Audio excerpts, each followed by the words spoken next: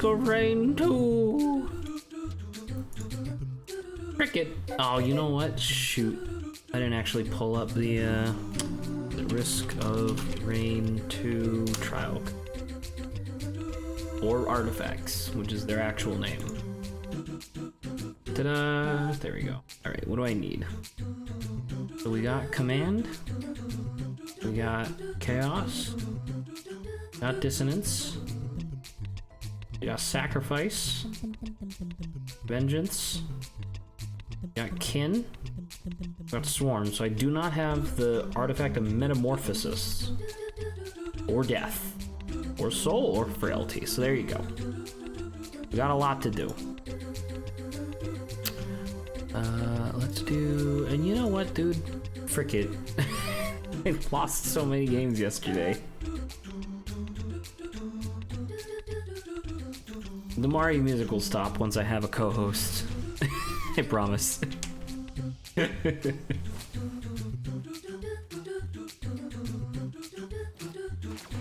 you go.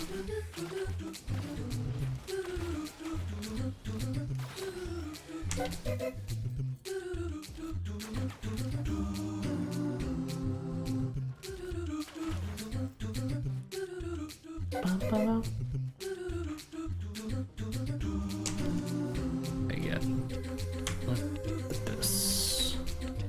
Start. Hello.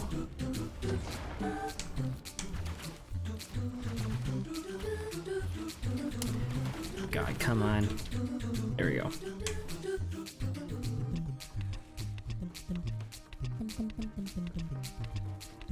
Oh.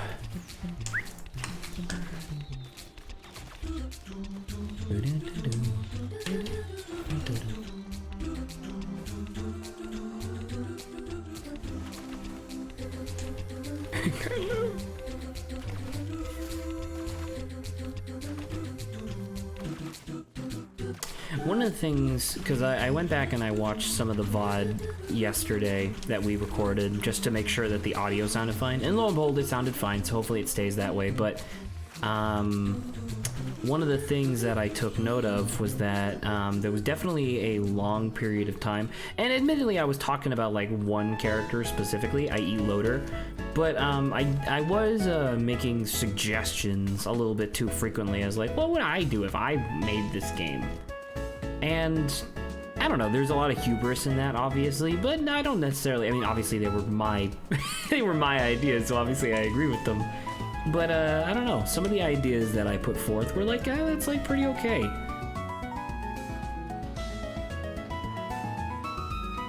And I'm just thinking about it now, and I'm just like, okay, well, what kind of, I don't know, upgrades, I guess, or not upgrades, what is it called when you have the enemies with like the variants? I guess they're called variants. That probably makes sense. Because like they have ice, they have lightning, I guess, and then they have fire. I don't know, I would probably give, no, you can't give them poison, because that's like a thing that one character specifically has.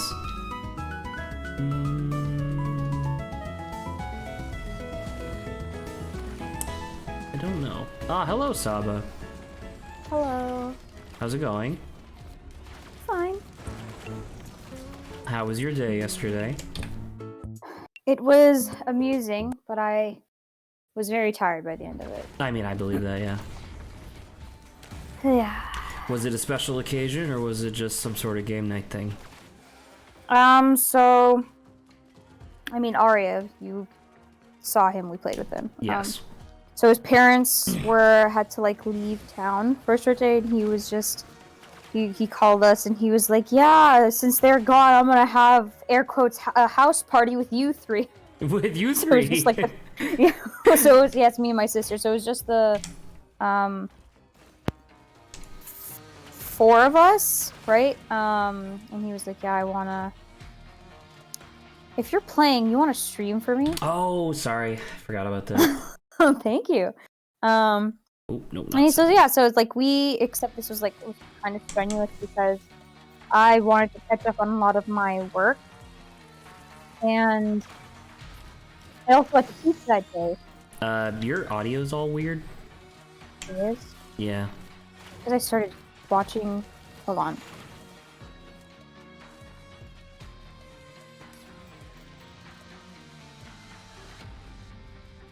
It just sounded like you were talking to me through a piece of bread. Is this better? I think so, yeah. Okay.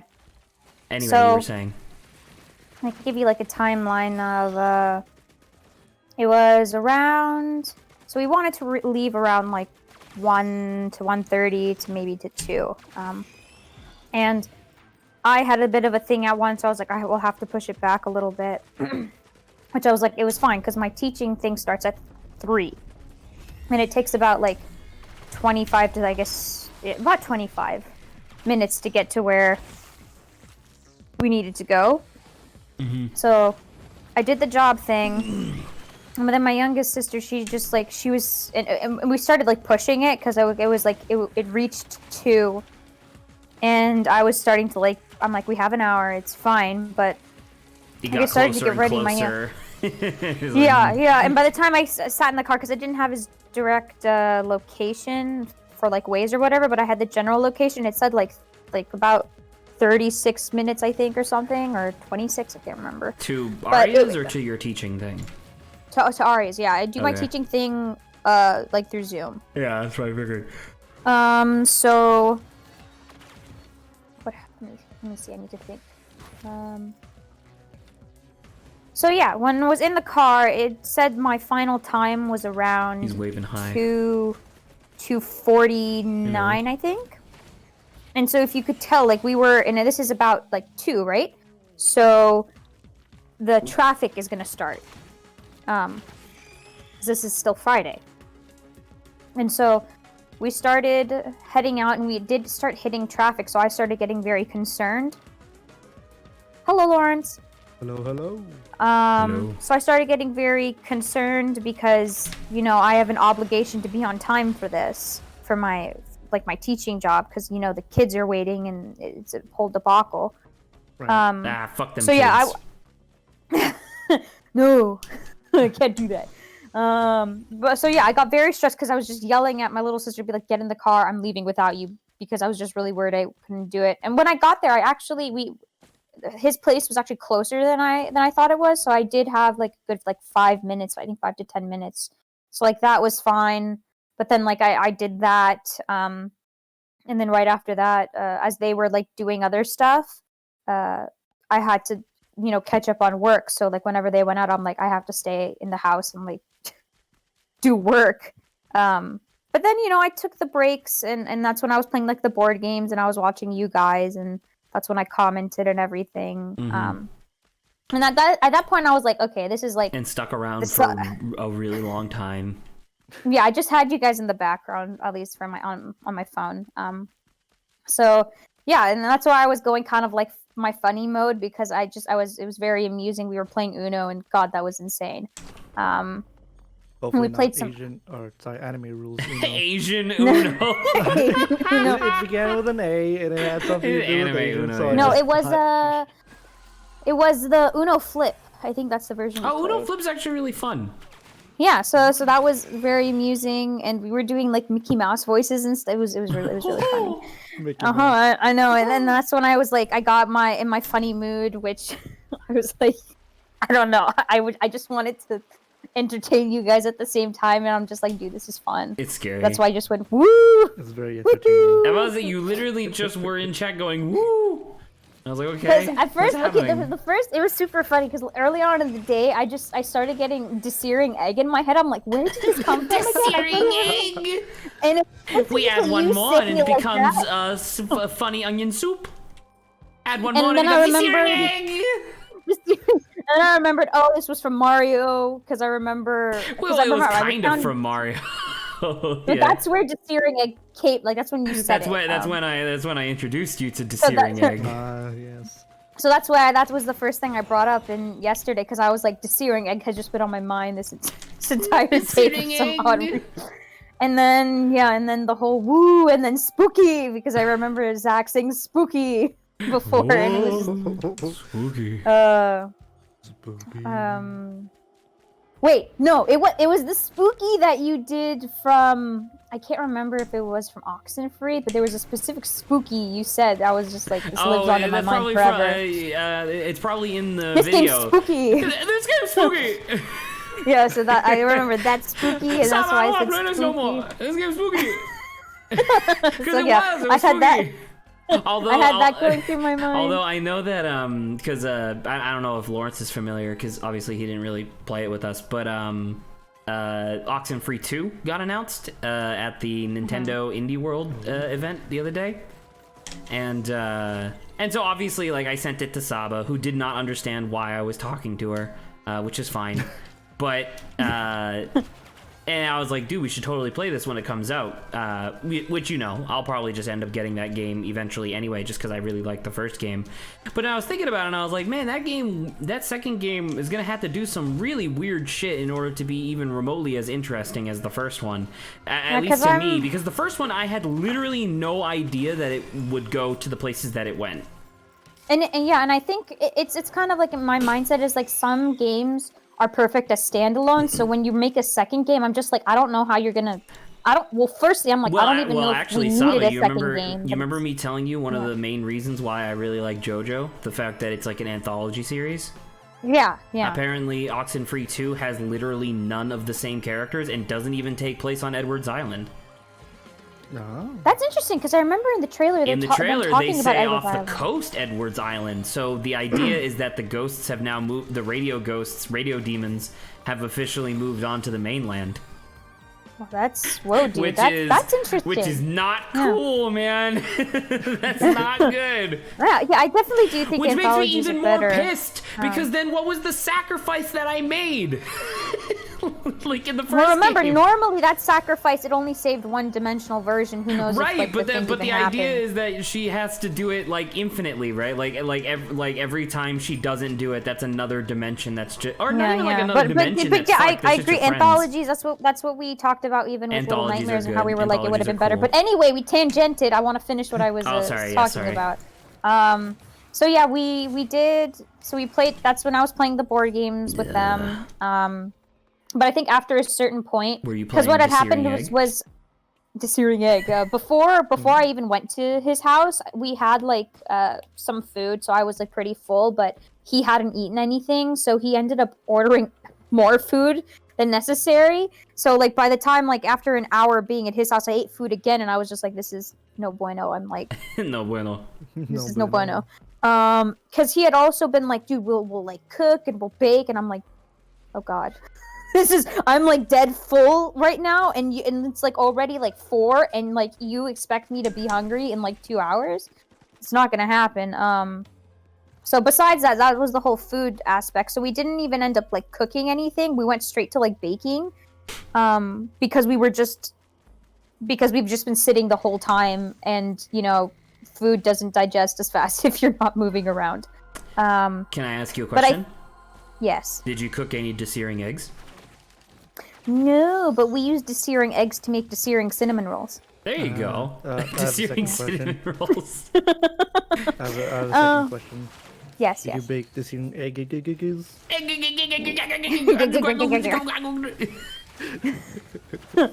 So at least that was a good point, but I don't know. I started feeling kind of like, I think, exhausted after, because we started playing Yu-Gi-Oh! And just the deck I had was just no bueno. It just did not hold up at all, and I had to like forfeit twice within like the first couple of rounds because I'm like, this is just not good. But that That's just a lot of no buenos. No buenos, yeah. But that wasn't, you know, because my sister was just like, yeah, we knew this deck had problems, but like she wanted to solidify that. She's like, yes, we have to change it.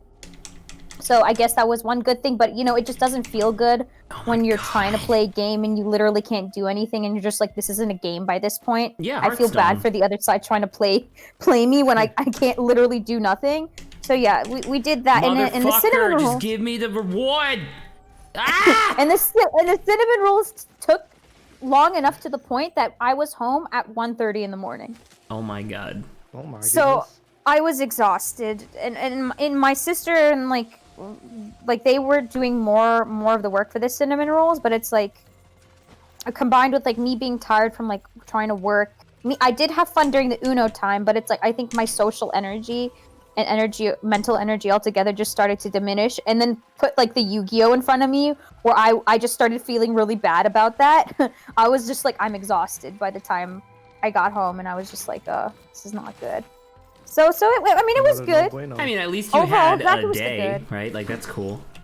Yeah. So it was pretty decent. And that's just the only reason I would be like, I was exhausted yesterday. Yeah. My mental faculties were shutting down. You were dessearing egg. I was dessearing egg. Is that even a word? I don't know. Yeah, because everything when I tried typing, it was discerning. Get out of here! That's really good.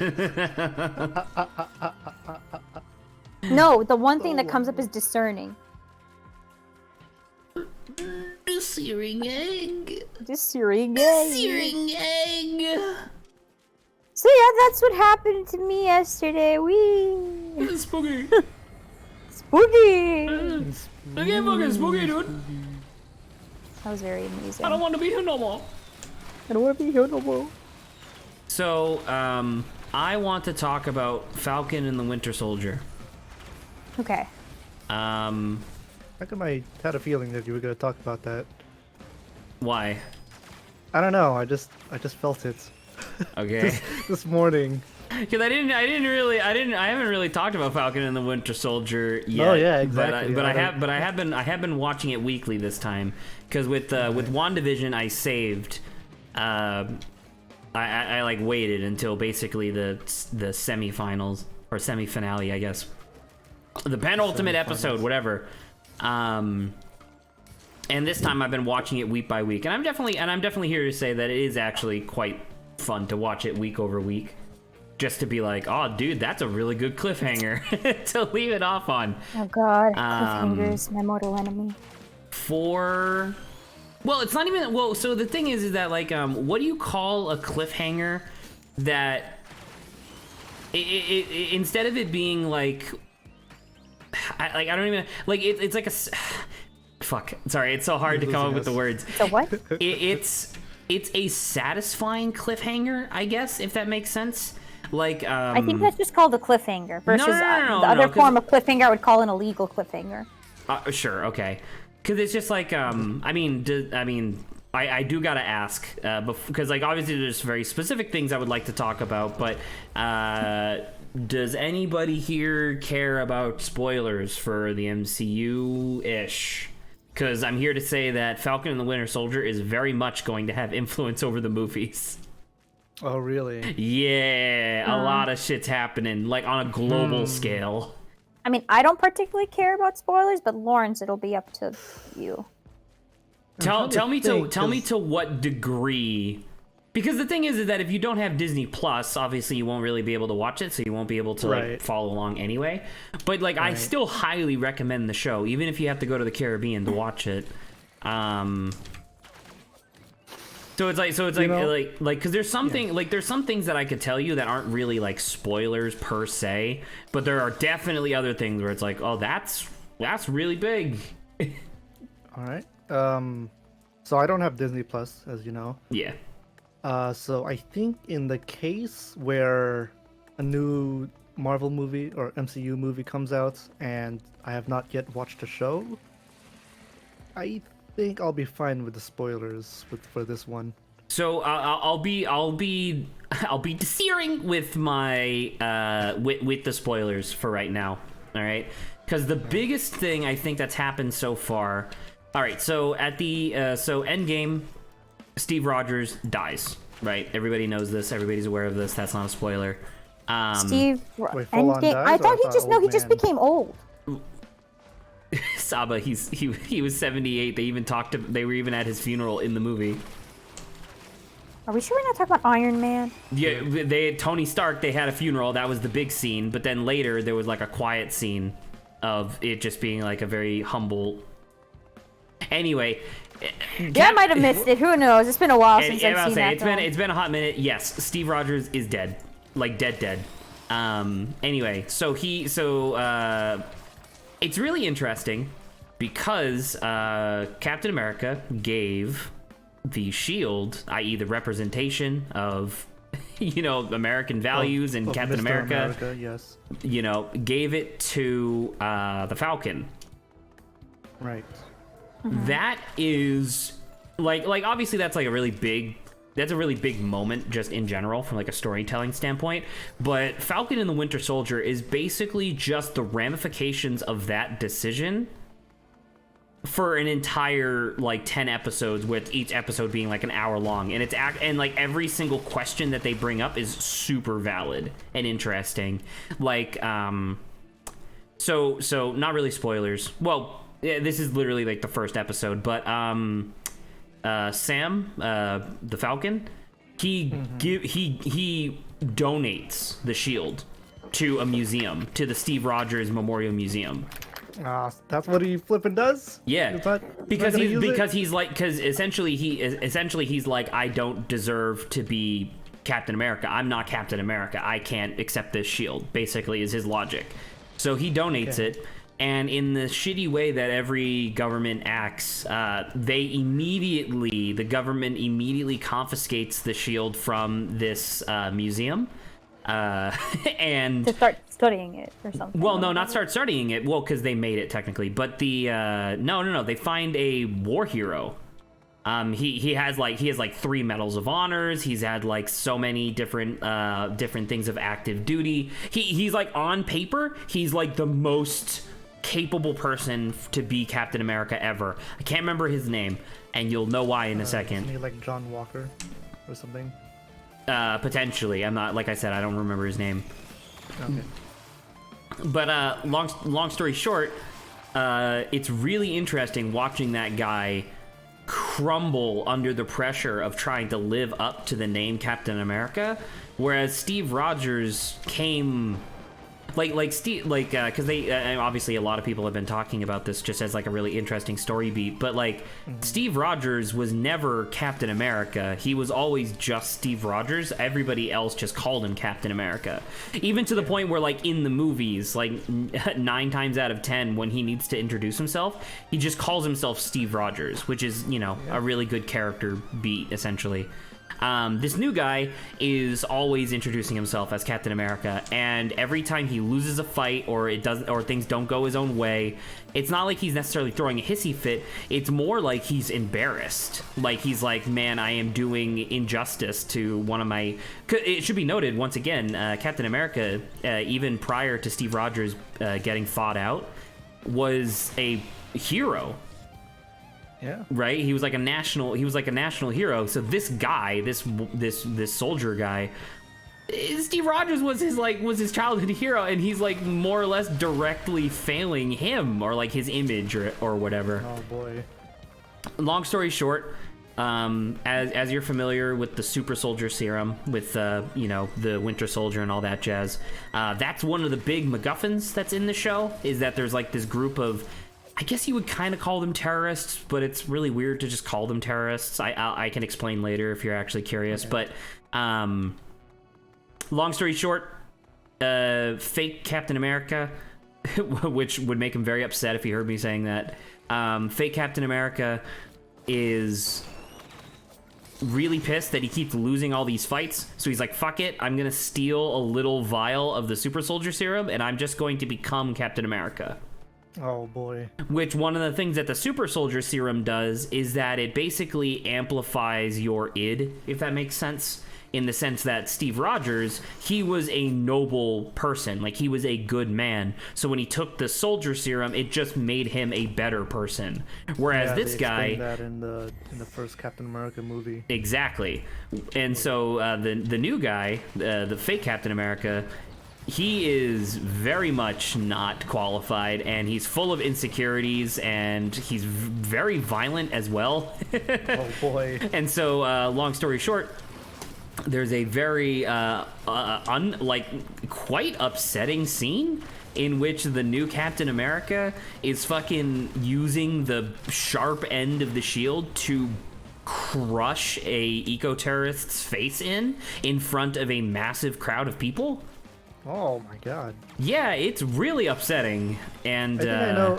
I think I've seen an image of that. Like not the victim per se, but of like a him bloody standing shield. above whatever with like a bloody shield. Yeah. Yeah, and it's I'm like, and it's a really big deal, interesting. and that's kind of what I was getting at when I said earlier, like it's a good cliffhanger, because it's not because like I don't know, that wasn't a cliffhanger where I was just like, they're just baiting me to get to the next episode. I felt satisfied with that episode. It was a very good episode. It just so happened that it also left off on a beat that was like, dude, I can't wait for next week's episode.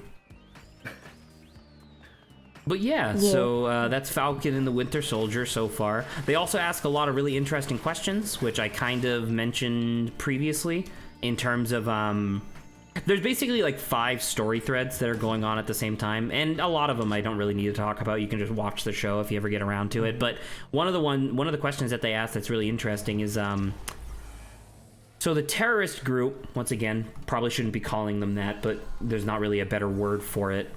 The resistance group, I guess, revolutionaries, whatever. Revolutionize against what? Well, allow me to explain. So after the events of Infinity War, 5 years passed, right, between that and Endgame. So during that 5-year period of time, basically all the world's governments were stripped down to their bare parts, and every single country in the world was desperately looking for people to help rebuild their societies. So although obviously 50% of mankind vanishing in an instant is a horrible tragedy, it actually led to a lot of really good things for a lot of really good people. Like a lot of people were finally able to afford homes and get themselves out of poverty and move back to like their ancestral homeland and stuff like that. Terrorism basically hit zero because there was just not enough stuff for people to want to seek or destroy or what have you. So anyway, things weren't exactly perfect, but they were definitely different, and it was a lot easier to have an influence over the world around you. That's a really big thing to remember. And so after everybody came back in Endgame, a bunch of politicians basically got together to establish it's like the global something. It's basically like they're getting everybody who just, blipped back into existence. They're getting them like their homes and their jobs back and everything. Basically it's like a government agency that's specifically designed to just get the world as close to the way it was before as possible.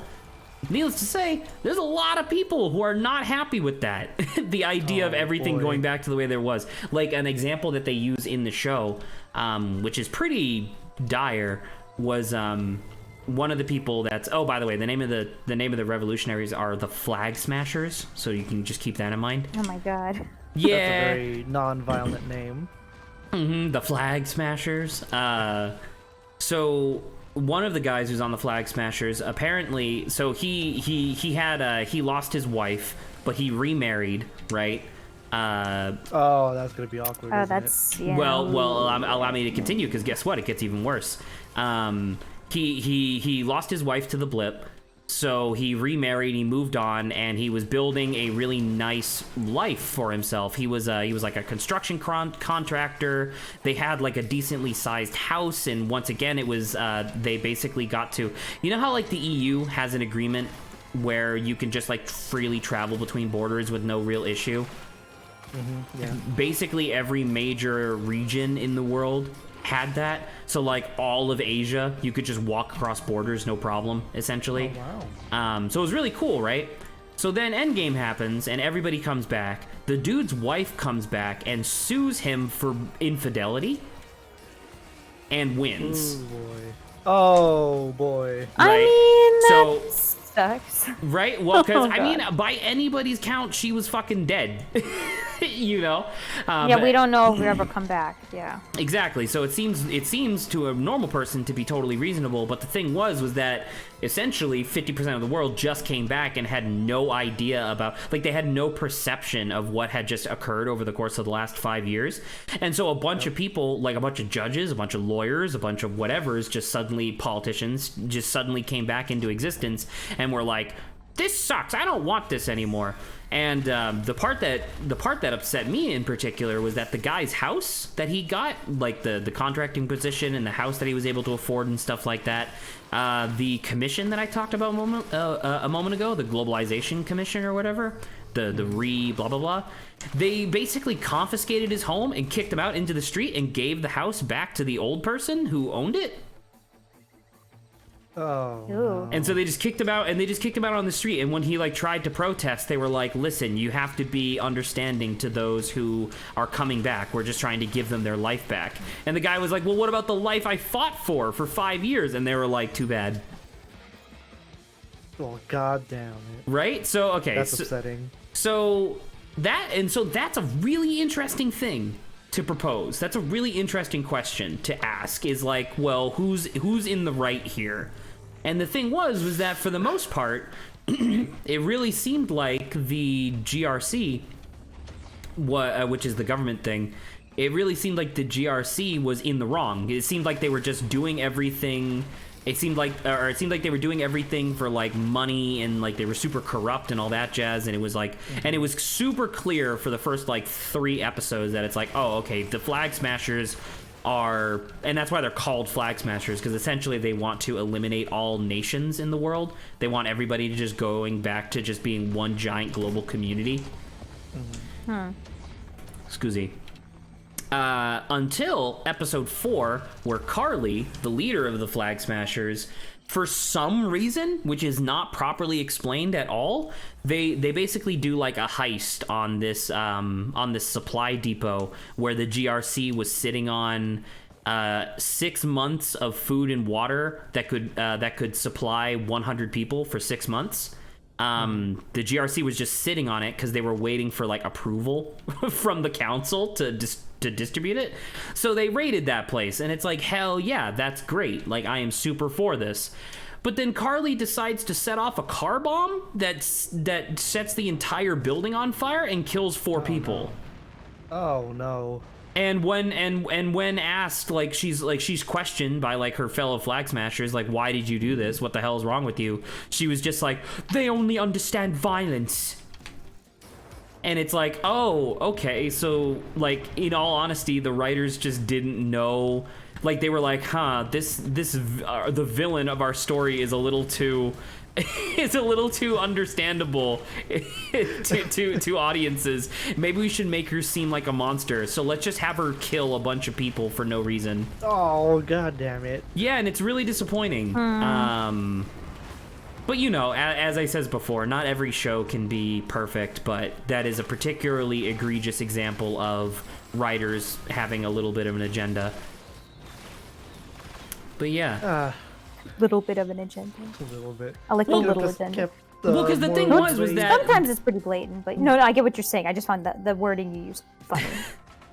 but it's just like the because like not every episode is written by the same writers, right? Like they swap off every once in a while, and lo and behold, episode 4 was a different writer than episodes 1, 2, and 3. And so it's like, okay, well, clearly this guy was like, all right, we need to get back on track with this being our villain. And it's like, did you though? Because I don't know, man. Yeah, she wasn't necessarily doing, like, essentially the reason why she like qualified as a villain previously was that she was like, they would like vandalize shit and break property and like break into and like do heists, you know. They were they were villains in the same way that like Lupin the Third is a villain, right? Because like what they're doing is on paper illegal, but it was good overall. So it's like, yeah, I believe in you. And then she just murders a bunch of people, and I'm like, why? Why would you do that? To set an agenda.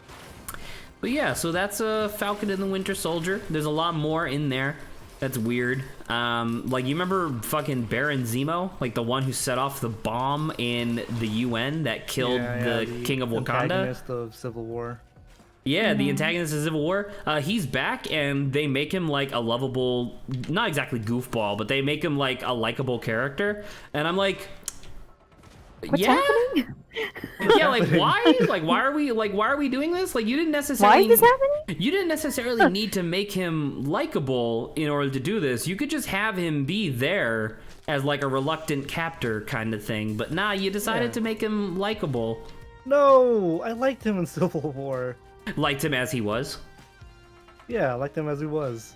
He's He- more like, or you less know- he's more or less the same thing. He's basically like, well, I mean, he's very clearly like a terrorist, but he's Right. but he's still like really idealistic and stuff like that. So he still has like a lot of those like really cool speeches that he did in Civil War and stuff like that. But the difference this time is like, you know, like why did he set off the like Lawrence, why did he set off the bomb in Civil War? That was to It was to stop the Sokovia Accords, right? stop the Sokovia Accords and at the same time blame it all on The Winter Soldier. Right? yeah. Yeah. And so it's like, okay, that's a pretty fucking evil scheme, right? In Falcon and the Winter Soldier, he gets time to explain himself, and I'm like, I mean, listen, guy, like your logic makes sense, but did you have to kill like 40 people? Oh, Like, did you have to do that? boy. Are you sure? Like, because once again, your logic makes a ton of sense. The Sokovia Accords, essentially his argument was that the Sokovia Accords were nice in principle, but they were full of a bunch of corrupt bullshit. And so he wanted to stop them, and the only way to stop them in time was to set off a bomb. And it's like come on. Like, I hate that I agree with you. I just wish you didn't kill anybody. Like, come on. But yeah. There's a lot of that in Falcon and the Winter Soldier. I'm gonna say from the way you're saying it, it sounds like the show is very in depth with this sort of thing. It's way more complex than WandaVision, but a lot less interesting in terms of like actual content, right? Because like the first 6 episodes of WandaVision were like this weird like psychological whatever like mystery show, yeah. right? You're And trying it- to figure out why things are happening. Well, it's not even just like, and it's not even just that either. And I know that you're aware of this, but it's like it's also their interpretation of, oh right, I'm going for the I forgot that I'm going for the artifacts, so I should go down here. But it was also their recreation of like classic sitcoms. You know what I mean? Like that was like an interesting thing to see. Whereas Falcon and the Winter Soldier is a little generic. Although I really like, they have one location that they've used a few times in the episodes, which is like it's like a riverside town in Louisiana, which is apparently where Sam the Falcon lived. Like grew up. Oh, nice. And it's like, dude, that place is super pretty. I like this place. Let's stay here for a while. Oh, we're gone? Oh, okay. Oh, shame. You know what they do show, and this will probably be my final thing before we move on to another topic, but another thing that I thought was really interesting was because they never really even occurred to me, and they even like called that out in the show. But like, have you ever thought of what Sokovia looks like now? I thought it was Now? destroyed. The Well, so city. Sokovia, it would've the been- it would've city been was years destroyed. past since that event. Right, so like it's been a while, and the thing is that they even Baron Zemo even calls out the heroes, being like, you claim to be all about, you know, the Sokovia and justice and stuff like that. Have either of you ever visited the Sokovia Memorial Monument? Oh. And it's like, I as a viewer straight up never thought of that, because you know, as you guys just indicated, I always thought Sokovia as just being like a crater in the ground. But nah, Sokovia, it's like New York, right? Where Sokovia is the name of the nation and the capital city. Oh. Yeah, okay, so I like didn't there's know that. still the nation of Sokovia that's around. And actually, it's not even just the nation of Sokovia anymore. The nation of Sokovia was after the events of Age of Ultron. All of the neighboring countries fucking like cannibalized all of Sokovia's resources. And so Sokovia shit. is like dead. And it's like, oh my god. Well, if it wasn't dead before. It's super Dang. dead now. It's a And- bit too relatable. And it's really weird, like, because one of the things, I'm pretty sure they name dropped it, but I can't remember specifically. Hello, am I? Wait, who? Wait, what? I'm Bandit now. Wait, what the fuck? I was playing Huntress and now I'm Bandit. I'm gonna say you had a bow Is and that arrow. possible for Now you to got a gun. switch? Yeah, Just something yeah. for No, you because to there's switch? the idea. What I'm doing right now is I'm getting a relic, right, which is like a modifier that you can apply to your run. And I didn't really even think about it until just now. But yeah, the artifact that I'm getting right now is Metamorphosis, which changes all the enemies and the player character on every level. So because pretty funny. and so it's active in this room, which means that I am now this guy for now. That's very weird to say, because I was wondering why I wasn't shooting the bad guys. I was just kind of standing there. Oh, I just fucking dunked myself through. All right. Well, anywho, that's Falcon and the Winter Soldier. It's really good so far. I've been looking forward to watching new episodes every Friday. And yeah, this makes me, because this show is, as I said before, a little generic, but I'm still like pretty okay with it overall. I am so in for the Loki TV show. Oh my god. Oh yes. Time traveling fucking whatever nonsense. That's basically the fucking manga or comic that I wanted to write, Kano 1 Billion. It's basically just that, but featuring Tom Hiddleston. And of course, Tom Hiddleston being a popular character. Tom Loki Hiddleston. being the popular- Yeah, well, I mean, Tom Hiddleston being the most popular MCU character. Tom Hiddleston. Yeah, Tom Hiddleston. Played by Tom Hiddleston. It was like I saw people like just like tried to describe why, like somebody was like, why are you so excited for the Loki show? And the other person described it as, well, it's basically just gonna be Tom Hiddleston, just Tom Hiddlestoning around, like it's a fucking verb. and like I was like, but even with saying that, I was like, yeah, they're right. Yeah. You know, it's like you get the feel for it. It's like you hire Jeff Goldblum to be the main villain in Thor Ragnarok just to be himself. Yes, exactly. You know, it's the same exact Well, thing. in general, if you hire Jeff Goldblum, you're getting Jeff Goldblum. Exactly. Whereas other people would be something a little bit different. But yeah. You know what I just remembered, Zach? Yes, Sava. Remember that thing that I sent you in terms of me asking you, or like you listened to this sound, and I was like, you know what, we should show everyone else and have them guess where this sound comes from. Oh, well, I mean, do you want to do that now? It would just be Lawrence. We don't have to do it. We could do it later, but I just remembered Thank you that. for I'm reminding like, me. I can still definitely do that, because my plan was. We could do individually too. We could just be like, Lawrence, what do you think this is? And the next time we'll be like, Adrian, what do you think this is? Maybe. Well, because my plan was that on this? Sorry? Could I have a little bit of a taste on? Not really. No, it's a very just small thing, but it's very amusing.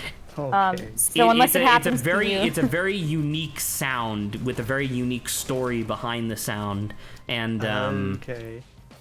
And I don't know, like Sava, my plan was I was either gonna try to find like a website that would convert the video into just a black screen, right? Yeah, you can download the thing as like an MP4. Well, so that's what I was just about to say. If I couldn't find a website to do it, I was just going to download the whole thing as an MP4 and then just blank it out, so that way no one could see, and then link both parts of the video. Like I just looped the video once, you know. Oh, there we go. We got the key. But yeah, I'm make sure to remind me. Make sure to remind me to do that next week, because we should all be here on Friday. Ma'am, it was very enjoyable. Yeah, so I just remembered that out of nowhere. I just keep falling. Be careful, Zach. I know. Oh, dude, it gets so hot in here. All right. So, with that being said, is there any topic that anybody wanted to bring up, or should we move on to banter topics? Yeah. Ow. Basically said everything from my side. I don't know, Lawrence. Anything new I mean, Lawrence, are you the big over gay? the past day. over the past Nah. day? Yeah. Nah, nothing special happened on my side. Yeah. Okay. Oh, I finished coming up with the mechanics for the different types, or not the different types, but like the different mechanics for the ghosts in Seance Party. Oh. Yeah, so now I have the full complete list, and then in the typical Zach fashion, I even mathed out how much of each mechanic should exist to make sure that the game is balanced. And so at some point next week, I should be starting work on that, where I have to do 100 ghosts and 100 large and 50 large ghosts. Oh, fantastic. But when does playtesting begin? Because when I'm done the design, I still have to make it in Tabletop Simulator, which is a whole other barrel of worms. Yeah, true. Oh, Yeah. they're can worms. Like you said, barrel. Barrel just makes of it worms. so much bigger. A barrel of worms or a can of monkeys. Nice. Whole Both bucket of those are shenanigans. really bad. Because one of them implies a unbelievably ungodly amount of worms, whereas the other one implies some terrible stuff has happened to the monkeys. Oh no. All right, I'm gonna have to drop, which sucks, but.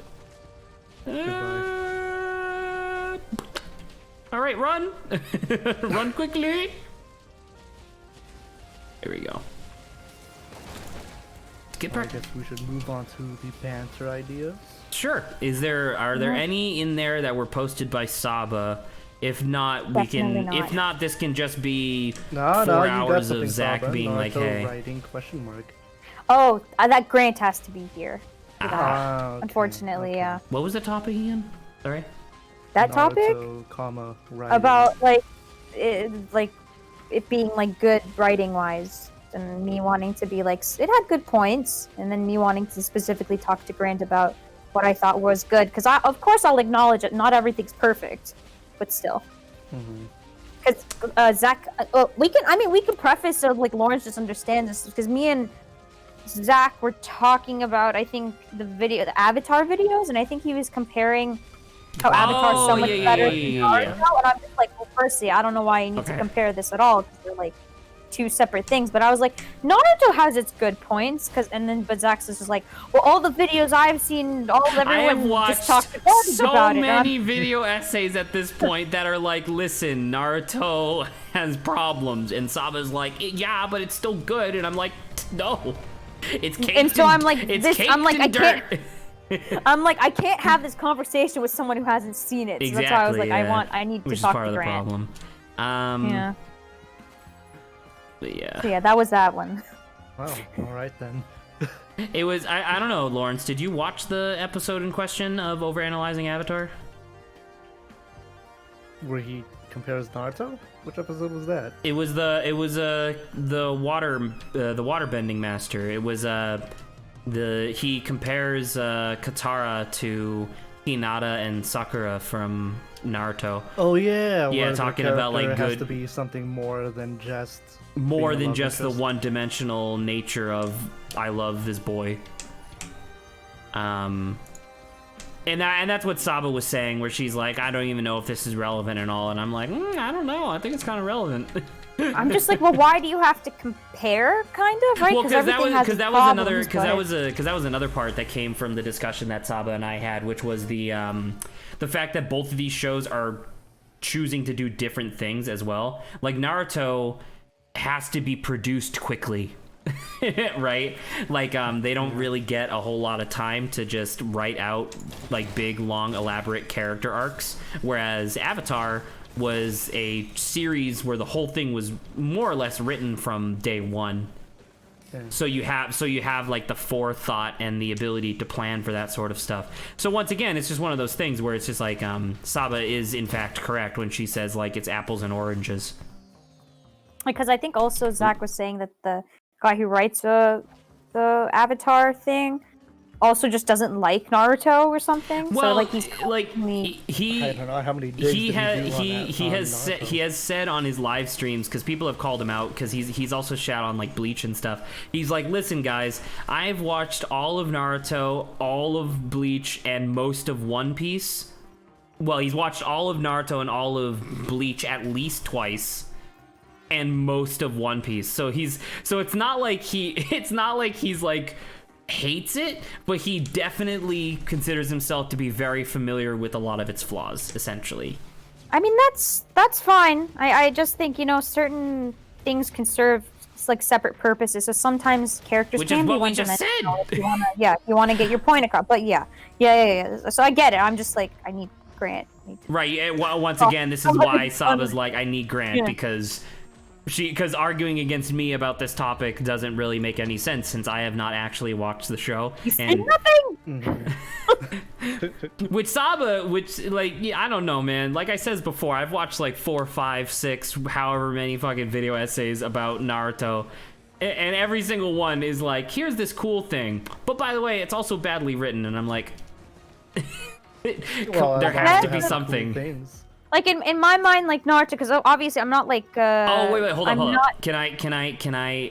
Can I make an allegory, or not an allegory? Can I make a comparison which I think perfectly summarizes my like, not opinions, but like my emotional dedication to this topic? I think of Naruto in the same way that I think of Kingdom Hearts, where I know that there is good in there, but it drives me up a fucking wall whenever people talk about the minutia of either or. And I also have individuals in my life that I care about who both care about these topics. You know what I mean? Well, it's interesting because it's also the comparison to whether or not the flaws outweigh the good of the show. Which is definitely a discussion that could be had. Yeah, and for me, I think. Well, I should preface this, Lawrence. So, when it comes to Naruto, I only like. You didn't even finish it. No, I haven't. That's what I'm trying to tell him. Oh, sorry. So I like Naruto because there's like Naruto and there's Naruto Shippuden. Like I loved watching Naruto, and a good chunk of Naruto Shippuden I very much enjoyed. But I think it got into the war or something. There was like a point that this hits on like this is Ninja War. Great Ninja. Where I'm just no like one can see each other. And I think Zach explained it where it was just like after a certain point it's just basically grief on top of like it's just a constant string of I believe I described it as misery porn. Yeah. So and I was just like, this is becoming a little bit too much for me. And so I stopped it watching it then, and then Boruto came out, which I'm just like, no, I'm not. Well, I mean, Boruto's just bad. Ew, I just don't want that to exist.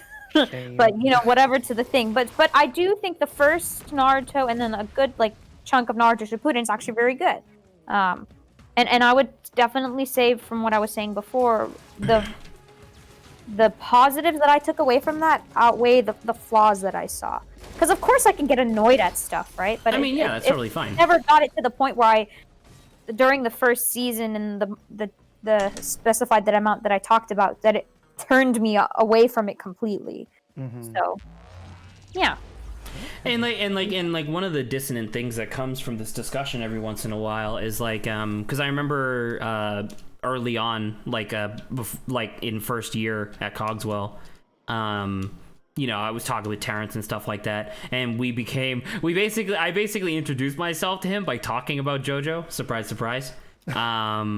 And then he was talking about One Piece for a long while, and I'm not gonna lie, out of all of this like shonen nonsense, One Piece definitely seems the most interesting to me, not only because pirates, but also because it's the one that takes itself the least seriously out of the three main ones.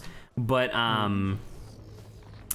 we were talking about the stuff, and I don't know, there were like definitely like story beats that he described to me, and I was like, oof, I don't know about that. That seems just like bad writing. And Terrence was like, well, if this is bad writing, what about this thing that you described from JoJo? And I was like, that's a good point. Why is that just, why do I find that acceptable in JoJo, but then not in this particular context? And so obviously the first thought that came across my mind was like, oh, well, I'm a fan of one and I don't have a really high opinion of the other, so it's probably just like bias or whatever, right? But after having thought about it, which once again, I really wish that Saba, you are muted and you unmuted yourself to cough again. God dang it, I did it again. Okay, Yes, you continue. did. That's fine. Suffering. But the anyway, I really wish I could remember the specific thing. Maybe at some point I'll be able to ask Terrence up front since he comes to stream nowadays. But long story short, the reason why one of them rubbed me the wrong way and the other one was just like fine was because one of them was like a big clinching moment of like an entire story arc, essentially. Like it was like a piece of logic that the writer pulled out of their ass that had never been referenced before, and it resulted in the victory of the entire thing. Whereas the part that was compared in JoJo was just kind of like the end of that fight, where like the overarching story still continued. And so it's just like, I don't know. I guess it also comes down to like the gravitas of what's being affected, I suppose. That makes the certain moments better or worse for me. Lawrence, you said you never watched Naruto, by the way, right? No, not really. Wouldn't that be funny if Lawrence is like, oh, I'm a huge Naruto fan. Zach, about, in my mind, if you want to get to, I think, one of the good story beats of the thing, because obviously it's a shonen, right? So it's you have to face a boss of some sort and then move on to something harder, blah blah blah, right? Right. Such as all shonen. Yep. So I would say one of the one really good in-depth beat is, I think, at the 12 episode mark. So in my mind, I'm just like, or I would just say, just watch to the 12th episode to see if you like it. But that's only if you ever got time, and it's just a recommendation. Well, like start at the 12th or watch? No. From episode to 12. Yeah, first episode to 12. Like, because in my mind, obviously, it's a very long series, and I don't.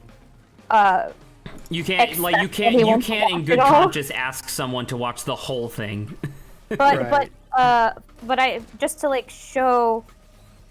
That it does have depth of some sort. That 12th episode has one of my like favorite fights / characters. It out of the whole series, because obviously there's going to be a ton of characters, but it's at the top for me. Okay, I'll think about it. Just because I do that exact same method when I'm trying to figure out if I like a show or not. Like I watched the first 12 episodes of Jujutsu Kaisen, which everyone has been recommending me, and I didn't like it very much. Which feels weird because everyone loves it. I was about to say Terrence recommended it to me, and I was like, I don't really watch fighting anime. I don't really watch like the sports fighting anime. Is it a sports? Is it sports? It's not a sports fighting. It's like a tournament arc thing, isn't it? Not in the first 12 episodes that I saw. Oh, they did reference a tournament arc, but... Oh, okay. Maybe that's what Terrence was talking about then. Sorry, I was thinking... Sorry, once again, I'm playing the game. So when I said sports, I meant like it had like a tournament thing, and I don't usually watch stuff that's like just that. Although I guess I did watch Baki, so maybe I'm just a hypocrite. But anywho... It's a tournament arc, but I don't think it's the main focus at all. But yeah, Lawrence, if you ever get to like the 12th episode, I would just be like, yo, talk to me about if you liked it or not. Because obviously I don't expect everyone to like it. And I did watch this show when I was much younger. So I don't know. But I mean, even when watching it now, it might be just the nostalgia, but I still kind of have the same amount of enjoyment.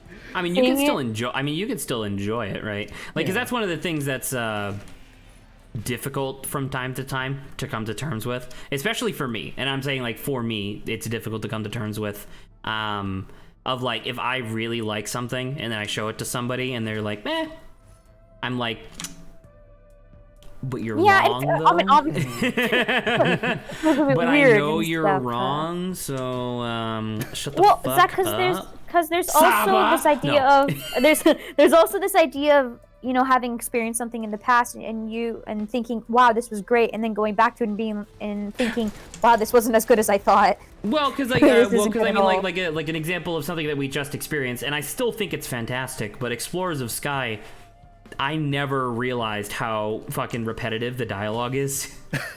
And maybe it's made doubly worse by the fact that we were doing like voice acting and shit, which really exacerbates that sort of thing. But goddamn, I was like, oh my god, please just kill me. But yeah, nostalgia's a powerful drug. But yeah. So that's the Naruto topic we dived into, but at the same time, we didn't because I need Grant. Right. So anyway, what's the next topic?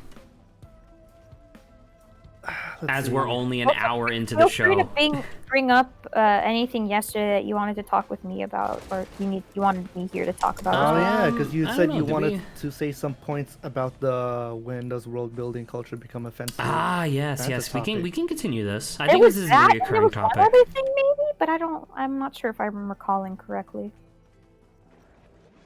All right, great. Wait, I'm sorry. she basically just said, I don't really think I have anything to contribute.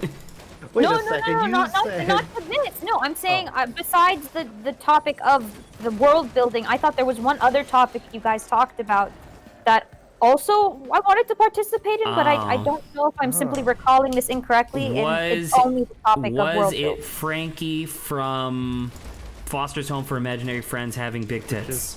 Oh, that I didn't doubt you, Zach. I'm pretty sure I was just insane. like they. No, I doubted him so hard. You, Lawrence, you owe me a Coke next time I see you. You owe me an apology, motherfucker. You and What the fuck Adrian. is this real? It was real. Like, both of you were like, nah, you were just horny. And I was like, dude, I was like 11 or whatever at the time that show Yeah, but happened. like you saw it once, and then the second time when you try to see it, you I missed somehow out on missed the- it I missed 'cause out of on the Hot scene. Pockets. So it had to be. It's the only explanation that made sense. I was right. I was right. 'Cause Lawrence didn't I believe can't me. understand how this made it past Cartoon Network's executives. Well, because Back in the day, then, I will say jokes back in the day, existed. Cartoon Network got away with so much shit. Well, I guess they did, huh? Yeah, you can probably find like a Wikipedia article of like all the nonsense that they got away with. But You know what? yeah, I'm gonna look at that right now.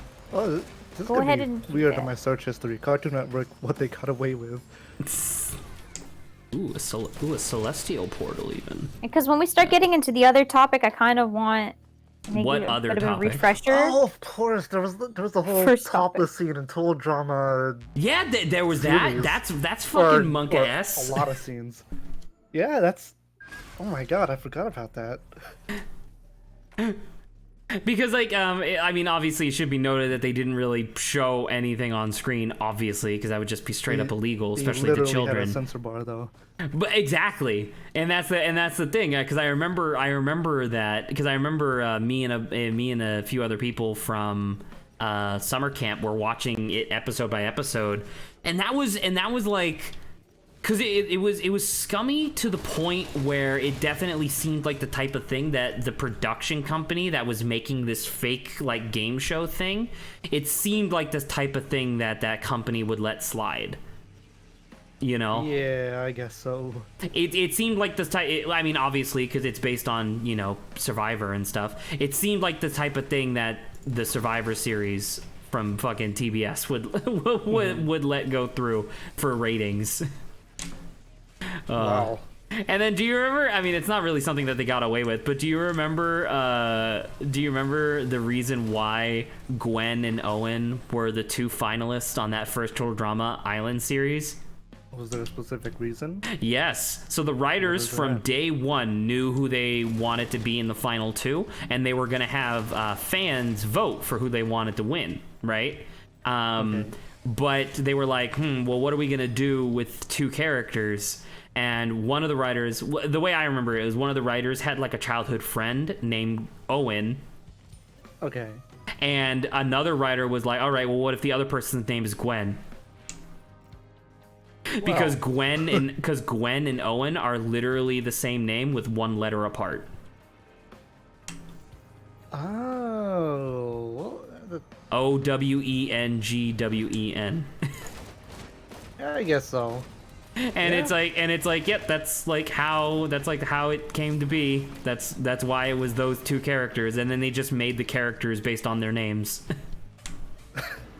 And it's like, all right, I'm fine with this. It's cool. It's okay. It's a good show. I guess so. Both of these characters deserve it. But at one point did it start becoming a bad show? I guess when they started doing. Hey, you remember when I sequels. was Huntress and I was specifically building my run around being Huntress, and then I went into the trial and then I just became a man? Yeah. I thought that only stayed in when you were I there, thought but it I was guess only when I was in there. I guess it just happens whenever I'm in there. You are still man. I am dude. You are dude. Where are my thick thighs, dude? At least give Bandit thick thighs. Yeah. He's doing a lot of running. He's doing a lot of running. Anywho, anything else, Lawrence, on that list of what did Cartoon Network get away with? It's showing me just a bunch of video clips and, well, what the fuck? Oh, dude, real? do you remember the fucking Scooby-Doo Blair Witch commercial? I remember Zach talking. No, about I that. don't. If you wouldn't mind opening up a new tab and just searching for it real quick on Google, I want to say it's like a 4-minute long commercial, and it's like basically it's like a parody of like, what would the Scooby-Doo gang do if they were in the Blair Witch scenario? But it's actually fucking terrifying. Like, even now as an adult, if you go back and watch it, it's like, dude, this is really unsettling. Wait, the Scooby-Doo... Wait a second. Scooby-Doo Blair Witch commercial. Because it was it was literally just to advertise the show. Like, there was nothing else to it other than that. Oh my Alright. Jesus Christ. Just hit me that hard. It's showing me the full-length thing Full-length thing of what? of the Scooby-Doo project. Yeah, that's the commercial. That's the commercial? Yeah, it should be like 4 to 6 minutes long or something. So, hold on, this is 21 minutes. It might be 21 minutes, I'm not sure. I don't think so. It's 21 minutes. Is it oh my god, is it really the whole thing? Alright, I guess it's a lot. I'm kind I of guess like it's a lot scrolling through longer. it just in case, Because I remember it being what like 4 minutes long or something like that. But that could just be me. But yeah, that was Wait a another second. thing that Cartoon Yeah. Network got away with. That was another thing where I like guess I'll link this in on air in case you should anyone probably wants do to that, see yeah. it. Oh my god, I didn't think they would do that. Yeah, it's pretty fucked. Yeah, I bet so. I remember they aired that exactly once, and I just so happened to be watching at that time. And it didn't exactly give me nightmares, but I was definitely spooked. Spooky Doo. Spooky! Spooky Doo! Friggin' spooky! I guess Cartoon Network likes doing spooky stuff. Like, wasn't Cartoon Network the one that did, what's that one The Halloween one? Edge show? Sorry? That Over the one, Garden that Wall? one over the garden wall. Yep, they did that one. That one is fucked, and we watched it as Uh, college students. what was it? I mean, like you don't even need to think about it that hard, really. But like, there's other stuff in like Adventure Time and Amazing World of Gumball and like a bunch of these other shows where the theme of that episode just goes absolutely bananas. Like, you remember that they literally meet death and they have a conversation with death, and obviously yeah, this they probably affected me a lot more than it would affect a normal person, but it's like there was even like a part in that where Jake the dog describes why he's a nihilist, and it's in Yeah. the kid's cartoon. There's some dark themes they had. That was quiet. Forgot I was. Hello. I didn't know I was muted, but I'm quiet. I have nothing to participate in this one, at least. Anywho, I don't know if there's anything else to add to this list, but yeah, those are Fairly just Odd the Parents ones. did some stuff Like what? Did they? with the evil bug. Evil bug? Evil bug, and like the evil bug existed. Like someone in the world had to be evil, so it had to be Vicky. And so with the evil bug, I think went up the person's butt. I think that was a thing. Well, I mean, And that's how it okay. ended. But I and not that But and not that jokes, I'm yeah. devaluing that, because that is like kind of weird. But when we say like getting away with something, I don't know. It's like the type of thing that, like, I don't know, parents would get upset with, being like, "How dare you?" No, I know, and that's why I said, not much to participate. Yeah. That's the only memory I have of something I was just like, that's weird. There's the Yeah, there it is. Using its pinches, it can attach itself to the buttocks of any person it chooses, And make causing them them evil. to become evil. Wow. And I think it would just show it crawling up people's pants, and you would have to up their pant leg. their pant leg, and it was just horrifying. Dude, I have $16,000. Let's go. A lot of money. Let's go. Let's go. But I think other than the main examples that we used, a lot of the other stuff adult is jokes yeah. are much smaller, like passing comments. There. I'm about to say there's a lot of stuff. Like I even in the old, like the original Powerpuff Girls animation, there was the one where they meet their neighbor for the first time, and she's like a little girl. And when she's introduced to Professor Utonium, the Powerpuff Girls are like, he made us by accident in a lab. And she like whispers to Professor Utonium, "Don't worry, I'm an accident too." Oh no! And I'm like, woof, dude. Because as a kid, did not pick up on that at all. No idea what that meant. I don't think kids know yet what that means. Yeah, that's for adults to enjoy. Yeah, the Have to adults that are laugh at. forced to watch it because their kids want to watch it and they only have the one TV. Which I didn't really think about this, but it came to my attention because we had like a little bit of a meeting earlier today. But speaking of like TV, it didn't really occur to me that we only had one TV in the house until I started watching TV, and then my parents bought a second TV because they didn't want to watch the same thing as I did. And I don't know, that just like weirds me out a little bit, where it's just like, oh, that feels weird, but I guess it also makes sense. Oh my god, what the hell is wrong with this worm? Hello? here's What's another- happening? Hello, Oh my worm. Jesus Christ, what's happening? Oh my god! I'm about to die. Oh my god! You're gonna die. You're getting Jesus shredded. Christ, I was burning to death. The hell? Here's another good adult joke from Scooby-Doo. One character saying that they just turned 18, so they're legal. Oh, it's To the vote. oh yes, okay, vote. and it's like To vote. it's like the Hot Pants character or whatever, and she's saying that Yeah. to Fred, right? Yeah. Isn't that from Mystery Incorporated? Am I wrong? Is that old or is that might- new? It just says Scooby-Doo.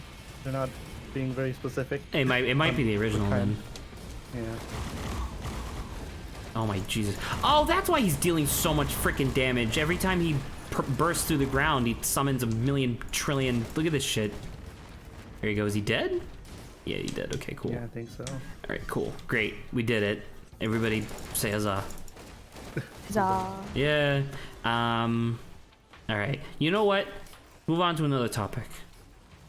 All right. Lawrence. Or Saba. Oh, yeah. Saba can help I'm too. good. Oh yes, the world, because okay, we could do the world building portion of it now, but I Definitely don't legally. I don't want you guys to have to reiterate stuff. So is there any at what point you wanted my? Because obviously I could just talk about the whole thing, and I gave some input before. But is there any specific point, Lawrence, that you want to start talking about? Well, Again, when I it guess, comes to that? I guess to start talking about it, I just asked you the question: when does world building become offensive? Well, it's quite interesting, right? This idea of a person, wanting to build something.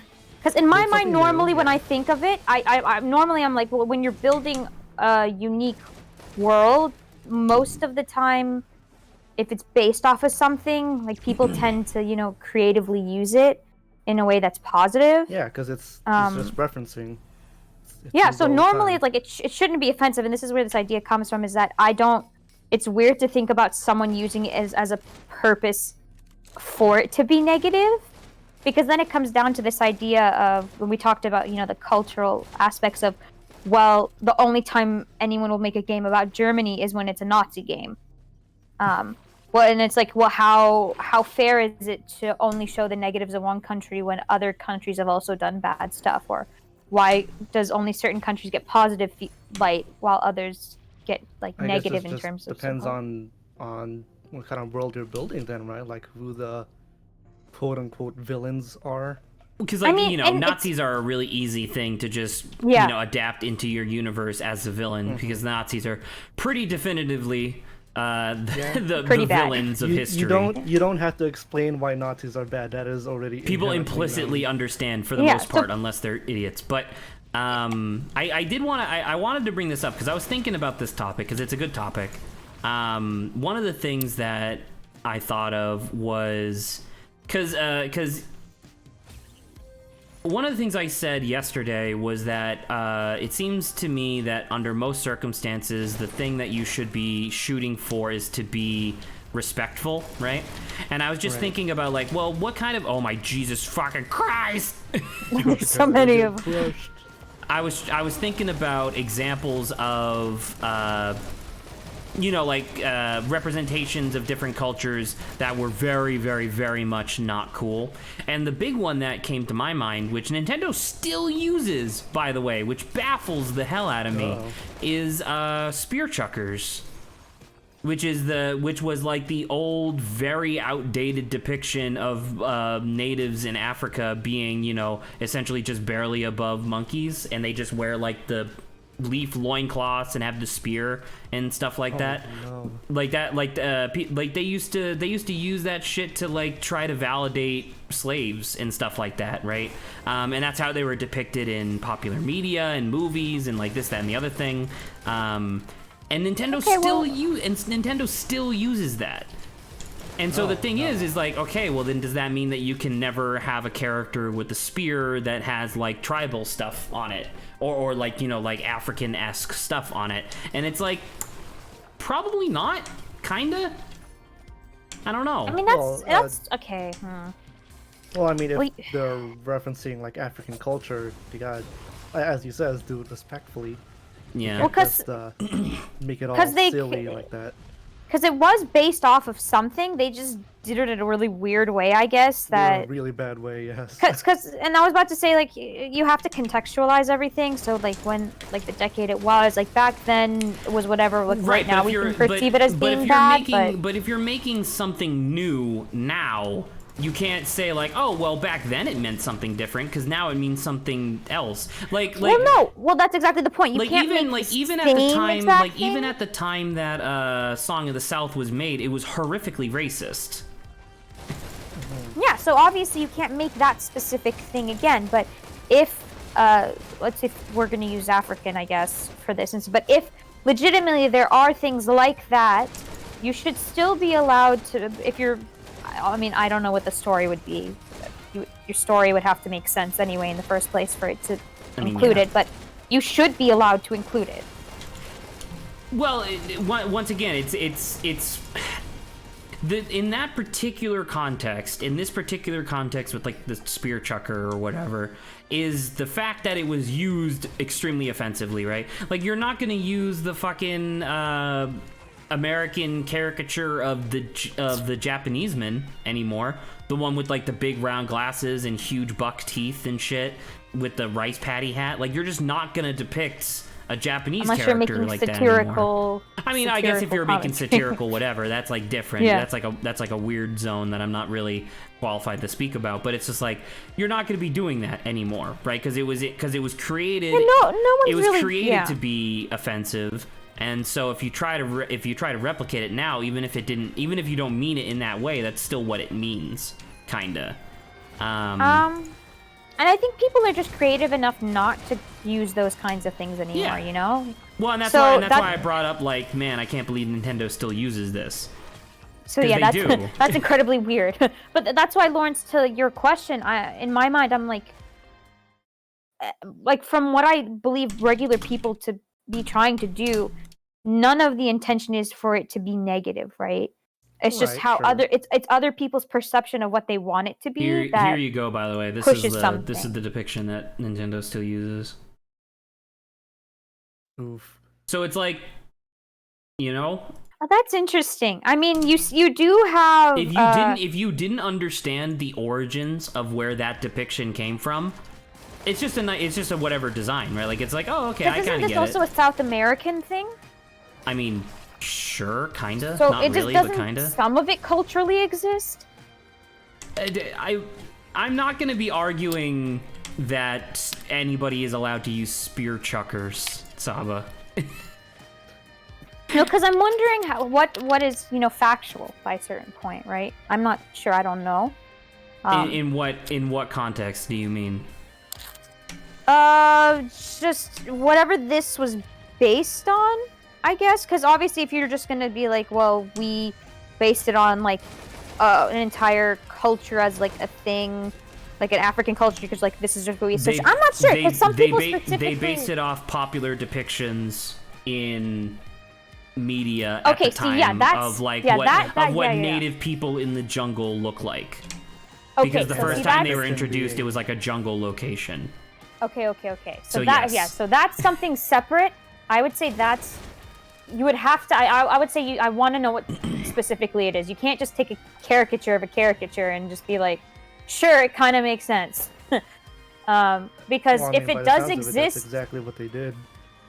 Yeah. So yes, in this instance, it would just be like, yeah, that's a bit weird. Because obviously, I don't want to say, you need to live the life of, a certain culture in order to be able to use it. But it's just like, it's nice to know that something exists and is associated with it versus like, why are you pushing like this image that honestly doesn't even exist with this culture? I don't get it. Like, it's because it doesn't even happen. Because like speaking about like the spear chucker depiction in general, a really interesting thing that pops into my head once again, just because I've been watching Falcon and the Winter Soldier, is Wakanda's fine, clearly. Yeah. Right? So it's like, but they kind of have the same thing, but it's much more tasteful, right? Whereas like the original spear chucker, whatever, that, old Hollywood did, that was based on just like ignorance and just trying to make, people look evil. Whereas it's Wakanda kind of like is like respectful to the culture and stuff like that. So it's like, I don't know. Once it's again, kind of like, isn't it like parts of like the Caribbean, right? You have the one thing with Jack like running away from like these the island cannibals, people. Yeah. Mm-hmm. Yeah. Like that's when I see like an image like this, like that's probably like the cultural stuff I think they reference. But I don't know. Was there an issue with that then? Yes, there was. Okay. Well, it's interesting. I mean, because I know like certain cannibalistic tribes are out there. Well, because it boils down to the idea of like things are just in general really sensitive the world over. Mm-hmm. I mean, I don't know if that's a good thing though. It depends on, I guess, to the degree we're talking about. We could probably argue that there are definitely some circumstances where it's a little bit too sensitive to the point where it's not practical. But also, I would argue that for the most part, people should be sensitive about the protection of their culture. No, that's understandable, and I agree to. I think in this context, I think what I'm saying is in general. Like how many people in America still call them Indians instead of Native Americans? Well, yeah, I understand yeah. I mean, I even understand why. If I were to even call Indian, I would still like know why I'm saying that. But regardless of that point, yeah. So right, but the statement that I'm making. Again, this is kind of the same thing we discussed before, right? Where it's like even if you say Indian, but you mean Native American, someone else who's listening to you might not understand that distinction. And so you have unintentionally propagated the misinformation. Yeah, I understand, and I just wanted to make that the separate point of what I was trying to say with the whole sensitive thing is I think that the nation in general, at least for the Western people, have become like the sensitivity of people has risen, but I think to an unhealthy point as well, where some people can't just take any criticism anymore. Well, but yes this is and no, separate probably. from this issue we're talking about. I mean, as in like. I mean, is it different than what we're talking about? Because people's it sensitivity will determine whether or not the world building is offensive. It can include this issue. I'm just saying this as more of an encompassing thing as well. So it's not just this. Are you saying it like in a way where something, like people would say something is offensive while the people of that culture are saying it's not offensive? Yes. Well, that you guess- can I say guess for the thing this that I'm- example. Yes. Yeah, like for an what we're talking about here. example that I heard about is from Mario Odyssey, where he could wear a sombrero, and people were Yeah, I'm pretty sure yelling I've seen about a that. thing. Yeah, and where people, I think South people are like, you Americans can't and do that, Mexicans and a bunch, and a Yeah. bunch of whatever, other don't people were like, care. no, it's Those totally was like, fine. Hell yeah, dude, sombrero. Yeah, let's people go. are actually really happy that people wear other stuff of their like culture. You know, I don't, and I mean, people not here just get ubiquitously, offended. but yes. Well, yes, but I'm saying probably the majority of people that I've seen from like different culture, they're usually It seems because to be it's under most people showing circumstances interest. that they seem fine. Yeah. Yeah, because in general they like that, like people have any interest in their culture, you know. So yeah, so that sensitivity or just in general the way people use words, because obviously because when I think of sensitivity, I think of this All right. idea of Welcome you know, to the it's like second loop. Zach can like insult me however he wants, but I won't care because it just doesn't personally affect me. It's this idea, right, where What? people, I think if people are almost insulted by anyone, I think the sensitivity level of people has like risen to where they can't cope and deal with that criticism. Because Well, there's a some difference of it between obviously criticism isn't and true. insult, right? Obviously. Well, sure, but If you take we can include that. if you take genuine criticism as insult, then that's your fault. But you know, you can't just that's the thing. You can't just say somebody has a shitty face and be like, well, it's criticism. Well, no, and that's fine, but we also have to include that yes, some people just I think it's more or less now people just take any kind of criticism as like an insult. Like they can't differentiate anymore, or they don't care to differentiate anymore, and to take criticism upon themselves. I mean, and to be whatever, fair, I if you know. think about it, by default, criticism is an insult, right? Because by identifying an issue with a person, place, thing, what have you, you're identifying that it has trouble, which is a criticism, but it's just not the type of criticism that you should be offended by, I guess. Because you're saying something on the essence to improve, right? Because not everyone's perfect. Well, everyone has problems. Not necessarily every time. There's a lot of circumstances where people criticize others just to devalue them, as opposed to like help them You're become right. better. I'm thinking of maybe critiquing something. Yeah, but yeah, critiquing is different. Yeah, but criticism, your but basics it's is there. also, yeah, you said it's criticism Defeat is the also boss. What? yeah to call out something Oh, as being never mind. bad or so yeah. Yeah. What point are we moving towards now?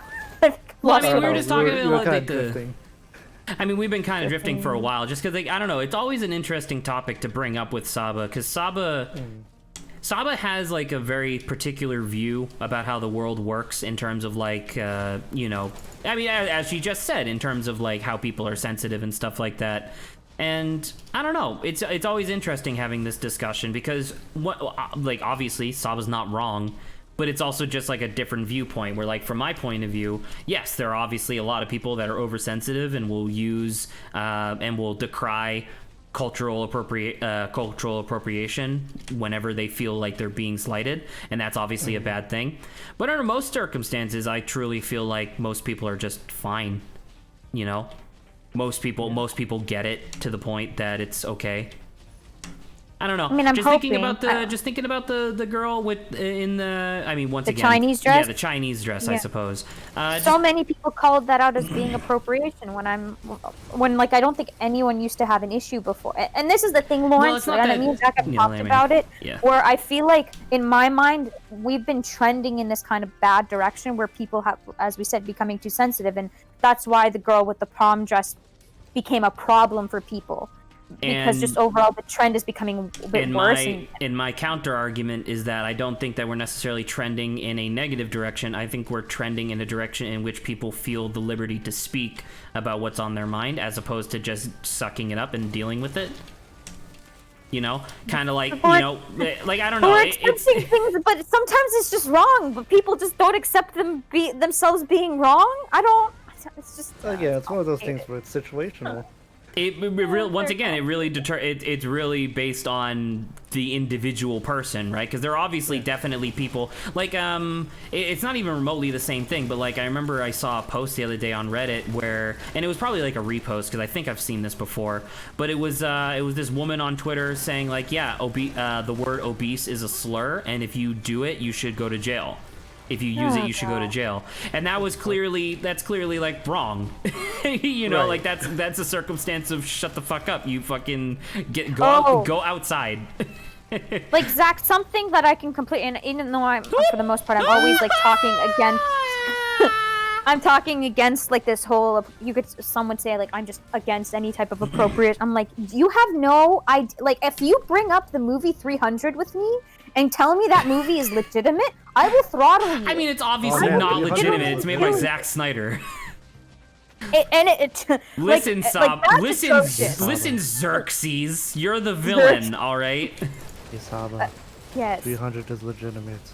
Very much so. You are dumb. Very so much so you are dumb. You are dumb. That is the sentence she just said. So it's unique in this scenario, at least for me, is because if you want to talk about cultural Persia, though, there's a difference between like something kind of people are familiar with versus really no one has any idea of it. Well, because like I can give you an example, right, of something that I was thinking about the other day. Once again, I'm not exactly French, but I am more or less familiar with a lot of different isms of French culture, where it's just like you know, when people depict France, it's usually like some snobby whatever person with like the very thick accent, or like a mime, right?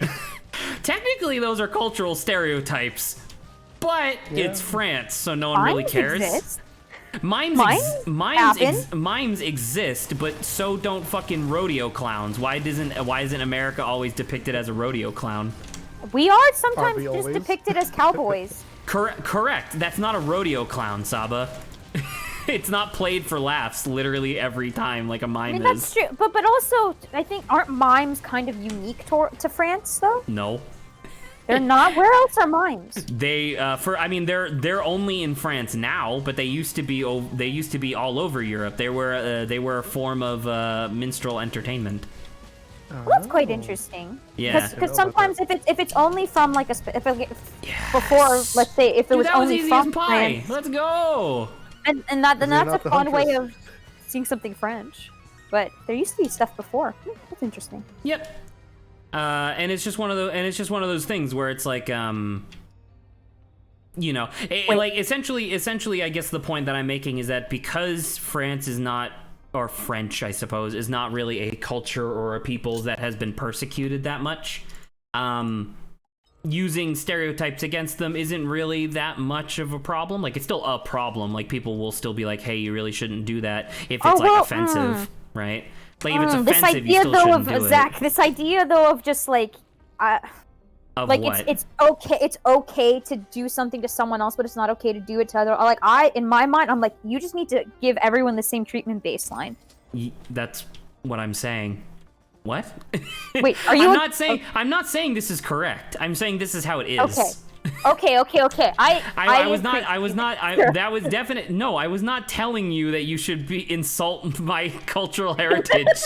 What kind of fucking dumbass do you think I am? That is not what I was intending on saying. Unfortunately, it must have come across that way. But no, like I don't know. I've said it before. But it's just like and apparently this is a very privileged white guy thing to say, but it's just like, I really hope that at some point in the future we get to the point where instead of it, like, you're still allowed to have like the individual cultures and stuff, right? But I hope that eventually people think of themselves as Earthlings first. You know, we are Earthlings. We are Earthlings, and you know, move from there. By the way, have you seen the movie 300, Lawrence? Yeah, of course. Oh God, it's a pretty good movie. Oh, yeah, it's pretty good. I like how that Xerxes guy is a perfect representation of Persia and how the Persians are. No, I mean, sure. I know you're joking and everything. That's totally fine. I just want to inform you, Lawrence. I want to to enlighten you. That literally the conditions that they like the sides or whatever. If you just flip the personalities of each of them, then it's accurate. There you go. I mean, Okay. once again, and this is one of those things that's really difficult to say, is that obviously within Persian history they would depict themselves that way. Like, I don't know. I guess what I'm saying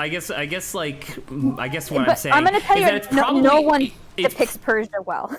Correct. I think it's very easy. I think it's very easy for people to have depicted Persia as villains because they were kind of bullied for a really long time by what would eventually become the predominant culture in the world, i.e. Greece. But Also, people like Greece. also so- people, It wasn't. yeah. It wasn't even fully Greece. But I don't want you to get into a history lesson right now. So Anyway, continue. the point of what I was saying is that I don't know. I feel like because obviously people have said before that history goes to the victors, right? I feel like almost under every circumstance, the like reality of what was true was like if you take the stories of one side and take the stories of the other, mix them together and average them out, that's probably what it was. You know what I mean? I will say. So like saying that Persia was like, I mean, I know you're not saying that they weren't at fault, but saying like they were like, the noble heroic warriors and the other side was the villains. It's like it's literally what the Greeks said. I'm saying the Greeks were the ones that kept the slaves, not the Persians. Persia did have slaves though. Not the same way that we think about it today, and I thought I explained this to you. I mean, you did, but it's still slavery. Yeah. Like even if you treat your slaves well, they're still slaves. Sure. I will definitely agree with you in the sense that the Greeks definitely did not treat their slaves well because they were considered to be like subhuman. I think what I even said is like the quote unquote slaves people who said for that, they were more considered just war prisoners, but I don't know that. It's just slavery. If you're forced against your will to work, even if you're given like a nice home and all this other stuff, if you're forced to jobs, then? Wow, you touched upon my personal philosophy. What a surprise. No, but there was something I wanted to mention. Isn't that their slavery? Yes.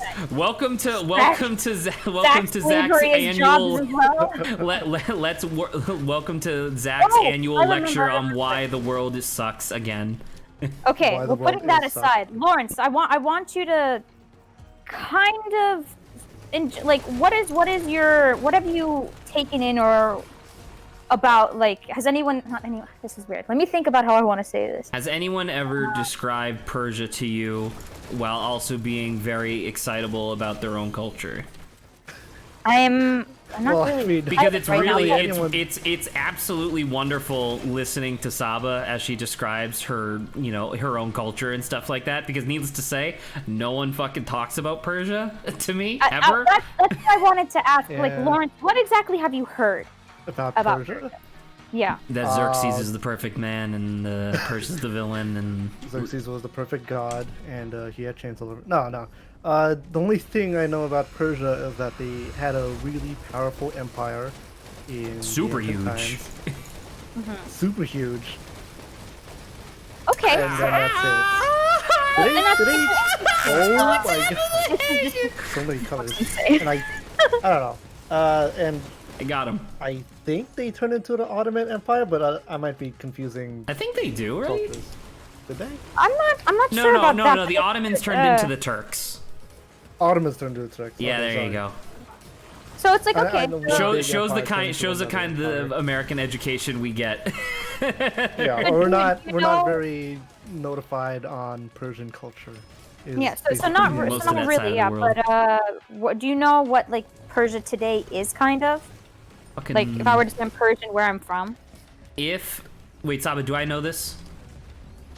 You should. Okay, then yes. All right. I wanted to make sure because a country came to mind, and I was like, oh, that's why we were talking about this. I didn't really think about it. So, Saba, are you asking me to guess where Persia is? Well, where obviously it Persia would be. broke up. Or right? would- Yeah, where it would be Persia if it broke still up, but existed. what is today's like? If so, Persians now reside in what country? Oh man. Some You person know would it. be so mad at me, and there's one of them. You I'm sure I know it. I just don't know it by you heart. know it. You love it. We have been at war there Put in for a the really news. long time, fighting nothing. Iran? Yes. Oh, there you go.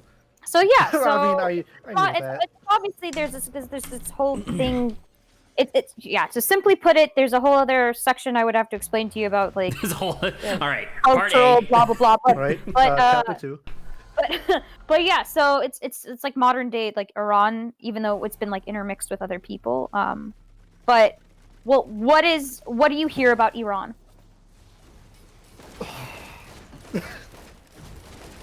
I It's don't a, know. it's a You're just- topic. It's It is a topic. That's why I'm suddenly like. I'm Because gonna I know assume half it's of mostly the negative. like half to 2/3 of the information I've been given about Iran is mostly propaganda. So Yeah, in the most- I in was the just most I was basic about to term- come to Lawrence's defense, and like prior to speaking with Saba at all, literally the first thing that came to my mind when I think about Iran, Iraq, or Afghanistan is terrorism, and that's just and because of also- like American Terrorism and propaganda. war. And you know what's super funny is that if you were to ask people what kind of culture is in the Middle East, apparently this is what I heard. Like some people don't know there exists other cultures exist besides Arabs. Like I've legitimately heard this. Well, actually, I believe I told you that. Or if it was, well, Yeah, then because I heard it from you know you. I come from a very stereotypically white. I come from a very stereotypically white family, and one of the things that because I remember you were telling me, Saba, like don't ever call us Arabs. Yes. Oh, jeez. Yeah, don't do that, Lawrence, please. Which don't think you ever would, but this is just the point. which is its own whole incredible barrel of worms. And the thing that I was the thing that I brought up in that portion of the conversation was like, yeah, my family, or not my family, but my parents like actually just kind of assumed that Saba was Arabic, just based on like where she was from and stuff like that. And I was like, no, she's Persian, and in fact that's like a pretty touchy subject apparently. And both my parents were like, oh, okay. But anywho, Gross. No, I mean just no. But anywho, because like man, propaganda is weird. so yeah, Propaganda it's mostly negative, right? So I think the whole thing, the whole general thing is I'm getting at is like, one, you either hear nothing about it or what you hear about it is negative. Yeah. Pretty You can much. surmise it as that. is- I think And- that's, and I I think will- that's pretty accurate. Yeah. And so what I would say is, and I'm not gonna like a lot of this stuff. If I were to go in depth with you, Lawrence, I would just want to talk to you personally about it. Maybe not on stream. Fair. Yeah, that's not on stream, but something I could bring up. Wait, what do you mean to you don't prove want to talk about politics on screen? I'm kidding. It's not even about politics. I will get emotional. Yes. Ooh, okay. that is it's a very So that interesting kinda touchy, conversation, Lawrence. I promise you that. You will you will definitely have your eyes open to who Saba is as a person. So yeah, but something that I could say, but that to like help emphasize that point is I used to take an architecture class, and you learn about like ancient architecture, right? And I got a book that brought up Persepolis, and Persepolis used to be the capital of like Persia, and it had really grand architecture, right? In the book, how you read it, or how it was written, it basically talked about, well, Persia or Persepolis was like it held a lot of like gold, and it was, yeah, it just basically it had so much treasure. And instead of, you would think if you were to talk about, Architecture. like a big Persepolis, you would probably want to talk about how it used to This is be- like allegedly the capital of like one of the most powerful empires in the world. yeah, and a focal point for trade. Like it was huge, and you would No, think that's this what they place would is talk just about. it's just Fort Knox though. It's just Fort Knox. Oh. But yeah, Lawrence, like you would probably be like, well, if you're talking about this, you would want to talk about like what happened there, and like how like who the architects maybe were if they knew, or You mean like how they right? you mean like how they do in Athens? like what, Yeah, like in kind an of. Yeah, architecture yeah. book when they bring up Athens, they go like, oh, here's the history of Athens and why it's influenced by blah blah blah. Exactly. So in this book, when they talked about Persepolis, Who the are you? most like the thing that I remember most from this is that they were like, it had so much treasure that it took the Greek, I think it was Greek, I'm not sure if it was Greek or whoever it was, it took them like weeks, if not months, to remove all that treasure from Persepolis. Oh, don't say it like that. And it's just, wow. The audacity. Oh, It's hey, like, this place oh. is so nice. It took us forever to rob it. To rob it. And then, so, yeah, that's just the support to, like, no one actually accurately talks about Persia at all. Oh, man. So, yeah. And I think I said as much when Saba brought this up last time as well, but I think that's one of the reasons, and this has kind of been my argument for a while as to like why, not only like obviously I like video games, but also why I think video games can be really important because they're really engaging. And one of the things that video games can do that almost no other medium can do is they can just present, like, I don't know, they can like teach you things in a way where you don't even realize that you're learning anything. Like, God, I meant to send it to you, Saba, but there's an indie game that I saw the other day, where it's based on like Persian culture and history and stuff like that.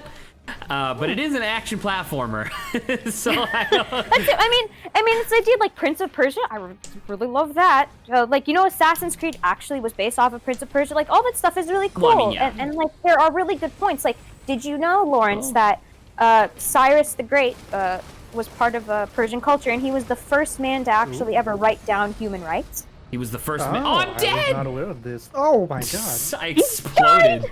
I exploded. Oh my god. All right. So it's like, think about that. Like you think that like people would make a big deal about that, right? This idea that the first human rights ever. You know, was, like, you know what they recorded do down. talk about though. Yeah. Now And that I think just about it, they talk no about one Hammurabi's at all. code though, which is weird to think about, right? Because like Hammurabi's code was like the first set of laws ever put to paper, and so people talk about that. But why don't they talk about this other thing? I don't know. Beats me, Zach. You know, Yeah. if you could tell me why no one Beats cares. Well, that's what I'm saying. Like, I don't know. Like some of these things get picked up by pop culture, and some of them just get dropped for some reason. And it's like, I don't know. Very strange. So yeah, that is. I'm capping this, at least for as much as I'm gonna explain. I 'cause did I'm have going one to get more most- thing that I wanted to talk Yeah. about: cultural appropriation. Before Yeah, we proceed, we can go back to that. before Yeah, we we're- proceed, just somebody talking about should me. nominate a character. Oh my gosh, let me go through them so I can Yeah, see go them. through So we got Commando. He's very basic. I just did Okay. Huntress and Bandit, so we're not doing Okay. either of those. Last night we did Loader, Acrid, which is the one you voted for, and Captain. So your options are essentially multi, engineer, artificer, mercenary, and Rex. Ooh, Artificer at least looks cool to me. You want to do artificer? He looks cool, but at the same time, can you like Rex? Well, Lawrence, I'm gonna It die, looks like- and you can just pick the With next Rex? one. Oh, with Artificer. All right, fair enough.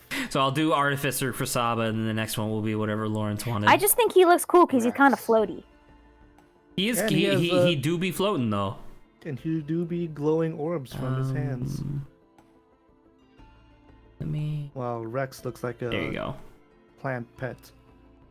Yeah, Rex is super cool. Rex is as you can see, he's like I would he's like play robot that. plant. They're actually a symbiotic relationship because the robot was specifically designed to care for this plant, but after after the people who maintained the robot left, he was running low on fuel, and so essentially the robot said goodbye to the plant, fell asleep for 200 years. And the plant then evolved and became his fuel source. Ooh, that's cool. And it's like, dude, that's really neat. I like that. All right. God, I have to remember. Give me a second. I have to remember how to play Artificer. I never play this guy. Holding jump allows you to hover. Start a boulder and hold up to 4. Or an exploding nanobomb. Snap freeze, Oh, utility. man, just looking back this past go. hour. What a path to go from the original question. And then we were just talking about like just cultures, appearance in media and stuff like that. Boom. So the thing I was gonna say, because this was something I was thinking of as well, was just going back to the original onus for the question, which was the dance from the Bokoblins in Genshin Impact or whatever, right? I think they're called Hurlik. What? I'm gonna call them fucking Bokoblins. No, I know. I want to know if what I'm saying is accurate. They're called hilly trolls, but I just, for the sake of having everyone familiar with the type of monster that is being referenced, I just call them Bokoblins, since everyone knows that. Everybody knows what the Bokoblin is. Oh my Jesus Christ! Oh, you're gonna instant die. I won't die. I'll just take a bunch of damage. Oh my God! Wait a minute. Let me. Oh! Oh, cool. I'm out, bitches! Ow! You over there, perish. Oh, I missed. Anyway, so one of the things I was thinking of was like, if you are going to be, because like you're allowed to have like native tribal cultures in your universe, like in your thing that you're creating, if they are yours, right? Like you're making something up from scratch, right? Mm-hmm, right. Saba, I don't think I'm gonna last very long with this. I'm having some. This is very funny. I'm having some fucking trouble. Why does this guy suck?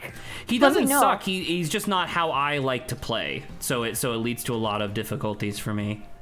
Cause like he doesn't get the infinite. He's one of the characters where you have to recharge your auto attack, which I don't like. His auto attacks are really powerful because they burn bitches, but how the hell am I supposed to deal with all of these guys? It's like, okay, I have to click and then click and then click and then click and then and then click slowly. And then all right. Oh, and that one arcs. I forgot about that. That's my bad. Anywho, so you can have like tribal peoples, like natives in your fiction, and that's totally fine, right? Like that's a thing you're allowed to do. And if you are going to be making like dances for them, it makes sense that they wouldn't have fucking like crumping. You know what I mean? Like it would be simplistic, right? In the sense that if the tribe is supposed to be like primitive, it would be a simplistic dance. But the thing that comes from that, and I think Saba was kind of touching upon this yesterday, is that I was thinking about it, and it's like, yeah, I can definitely see somebody accidentally essentially recreating. Oh, okay, I fucked that one up again. I can definitely see somebody accidentally recreating like a cultural dance that actually exists in the real world, and that would definitely be a scenario that I wouldn't want to find myself in, because that would be really awkward.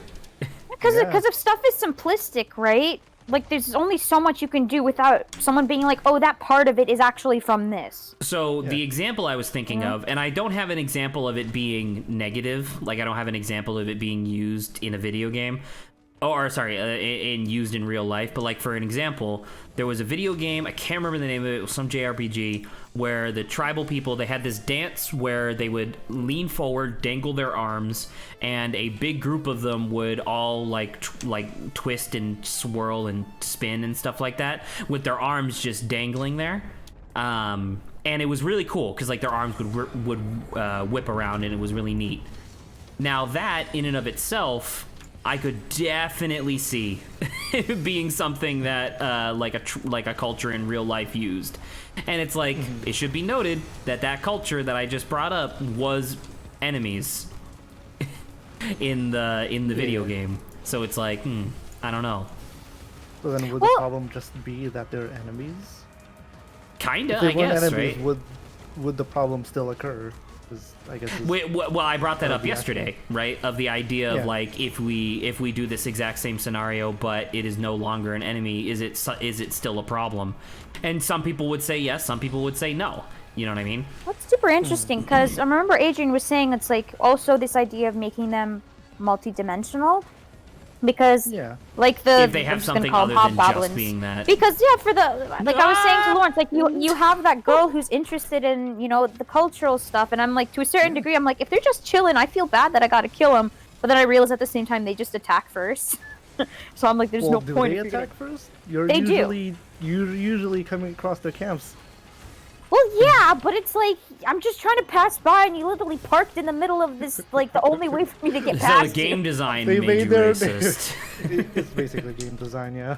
Yeah, but it's like I do. It's like I don't think they're bad. I think they're actually quite interesting, right? So Yeah, they're it's interesting, and the game does go a certain distance to show that they're more interesting than you think they are. They're not just simple enemies. and that's the thing. It's like we would lose out on such a thing if people were to be like, well, just because they're enemies, we don't want them to exist because we don't like being considered enemies. It's like Yeah.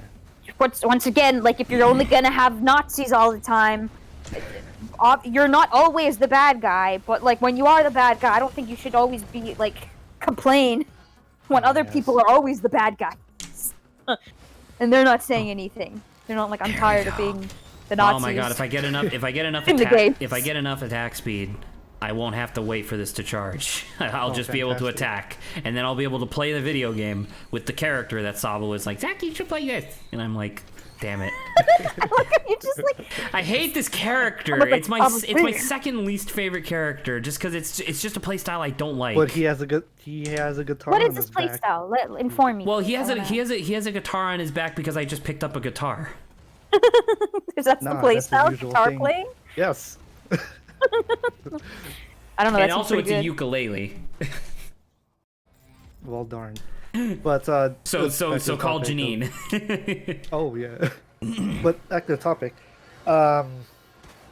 You like Zach, you say that if this culture were not enemies, then it should be no problem, right? Well, maybe. I don't know. Maybe.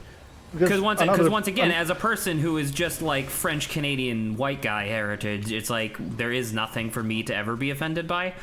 So it's like I have no idea. all right, so there is another faction. Oh, Genshin Impact. hold up. Can I bring up something real quick before I forget about it? Sure. Just because we've been speaking about like race and all the stuff that comes with that, the cultures, Ethnicity and culture. ethnicity, right? Ethnicity. That's a big thing in Falcon and the Winter Soldier as well, and they in the last episodes, kind of specifically, they make a very big deal out of it because guess what? Turns out that at the exact same time that Captain America was being like a super uber hero in World War II, turns out that there was a black guy who had all the exact same powers, was just as heroic as Captain America, but because of the color of his skin, they decided to lock him away in prison and like perform experiments on him for the entire time. And it was really interesting because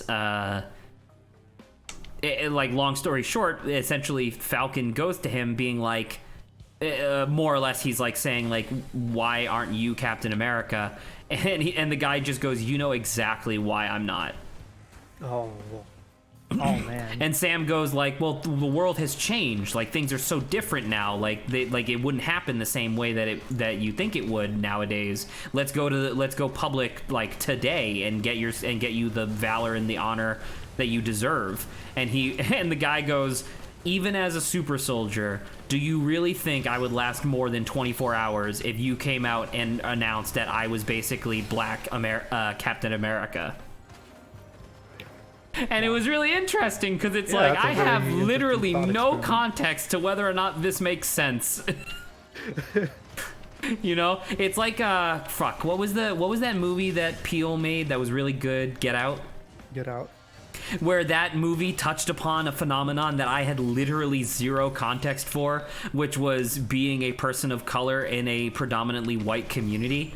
And like the social pressures that come from that, and just like the inherent fear, and it's like, yeesh. My goodness, Yeesh indeed. my goodness, I didn't realize that this was stuff that was real. Anywho, I just wanted to bring that up because I thought it was interesting. And I forgot to mention it earlier. But yeah, so sorry, we were talking about Genshin Impact. Yeah. You said there was a different enemy type. Oh right. Because like the point, like one of the things he said was, 3, that 2, 1, boom. if it was not an enemy, then Would it be? there should be no yeah. problem. Well, listen, I didn't say that. I said that Well, might be a factor. All right. Yeah, maybe not as a fact. Listen, but like as just a because just because you're sick and tired of designing Saba's characters doesn't mean that you get to. Wait a second here. What, Lawrence? Don't you try? What is No, you're not doing this again. I'm basically saying it's the same thing, where a slight misremembering changes the entire context of the statement. Anywho, please continue. Well, anyway, yeah. All right, One of Saba, do the- you like one this of the character? enemy- Do you think this is cool? Do you like me just He kind of is flying? he is Flying floating a is lot. pretty cool. You think it's cool that I'm just like flying? Yeah. And then look, I like the can flying. infinitely fly because it takes longer for me to descend than it does for me to use my ultimate, which allows me to just go back up into the air again. Look, I can go all the way up there. That's pretty cool. All right. Yeah. Sorry, cool Lawrence, I keep character. interrupting you. Yeah. So another enemy faction are basically the Russians, or Russian-inspired, but Right. Which would be No. be inspired by like Cold War era whatever. yeah, Cold War era shenanigans, and no Wah! one's complaining about. Oh, yeah, no one's complaining about that. Despite the Like fact not that even like as far as I can tell, not even Russians are complaining about that. no, not even Russians are complaining about that, and they like they're a lot. Well, there's some gray area to it, but it's very much more like, yeah, these guys are the villains. So It's can more I clear like can that. I propose an idea to you? Okay. And this will and like so the question I'm about to ask is probably going to inform what my actual answer is to what about these fake Russians. Is Russian a persecuted culture? No. It's not right. It's predominant. It's been a world power basically since its inception. From what I know, then no, but It's Russia- it's no, basically it's been Germany a I'm world thinking power about. since its It's inception. basically Cold War Russia, where they are indeed a very, very powerful nation. And so I mean, they were technically, because they were on the quote-unquote wrong side of like a war. I guess they were that's not persecution. that is them persecuted being, in a way. That is them losing a war, which is different. What I'm saying is like they weren't kicked out of hair salons because of the color of their skin. There were, though, the whole communist thing that happened. Well, the Red Scare. Like I mean, that. that's The true, Red but Scare. once again, Yeah, that's so that but once again, happened. that's That no, didn't but have to do that's with- but but Saba. still, Once that's a again, that's thing. different. That's wartime. That's different. Like if You we can't just did disregard it because it was wartime. It did happen, but that's the context. right, but of there it, I no guess. listen. It's different because the context for why it happened matters. Like, yes, it did happen. Like, there was obviously the Red Scare, and a bunch of people got kicked out of the country because people thought that they were Russian spies. And I'm not saying that that's a good thing. I am saying that is not the same thing as like normal persecution, because it didn't just happen because they were existing. It happened because we were at war, quote unquote. with Russia. It was pretty bad though, because it was like the whole witch thing back. They were like anybody could have accused you of anything, and then it got pretty Yes, bad. McCarthyism and all that jazz. But it's like, but I don't know. I guess that's my point. I guess is that in this particular context, persecution would mean something along the lines of, receiving negative press for just being who you are, without, I don't know, I guess war.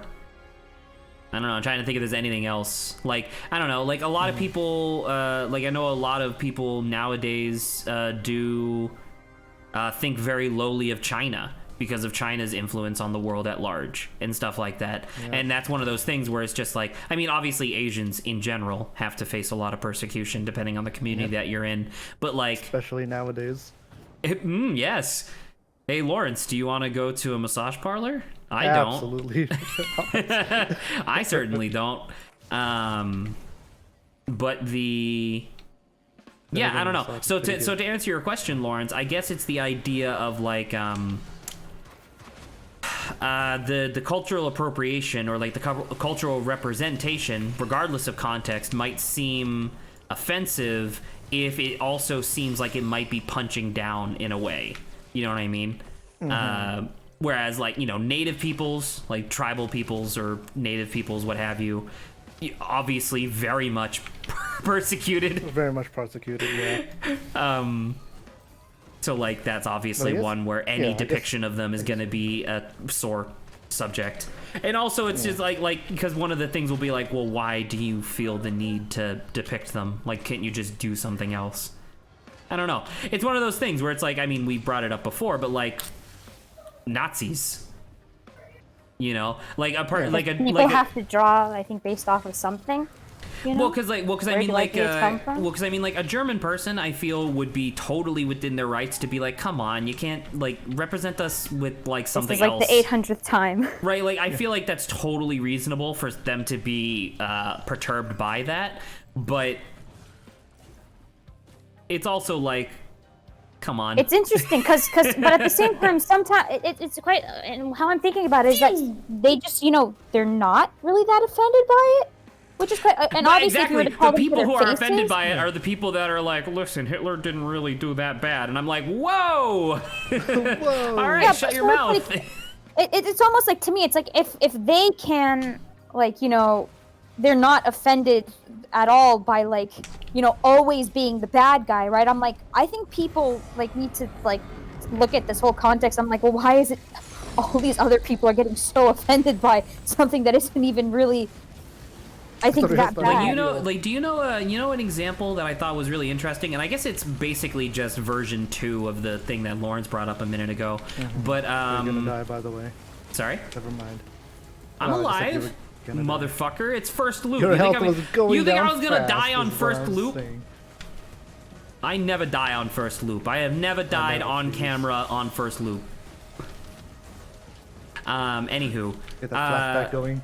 One of the things that came up recently that was kind of interesting was the Speedy Gonzalez, the character from Looney Tunes. There was always remember that he spoke really quickly. He and spoke I was really like, really quickly with a really thick accent, and he was, you know, whatever. Wearing a sombrero. Wearing a sombrero. He also had mannerisms that were very indicative of him being Mexican. But it was one of those things where it was like, a lot of people started going to bat saying like Speedy Gonzalez is not cool because it's an offensive depiction, which in all honesty it is, because it is a stereotype, right? It's a very hard stereotype. But then like a bunch of like the Mexican community, I guess, was like, the fuck are you talking about? He's great. I love Speedy Gonzalez.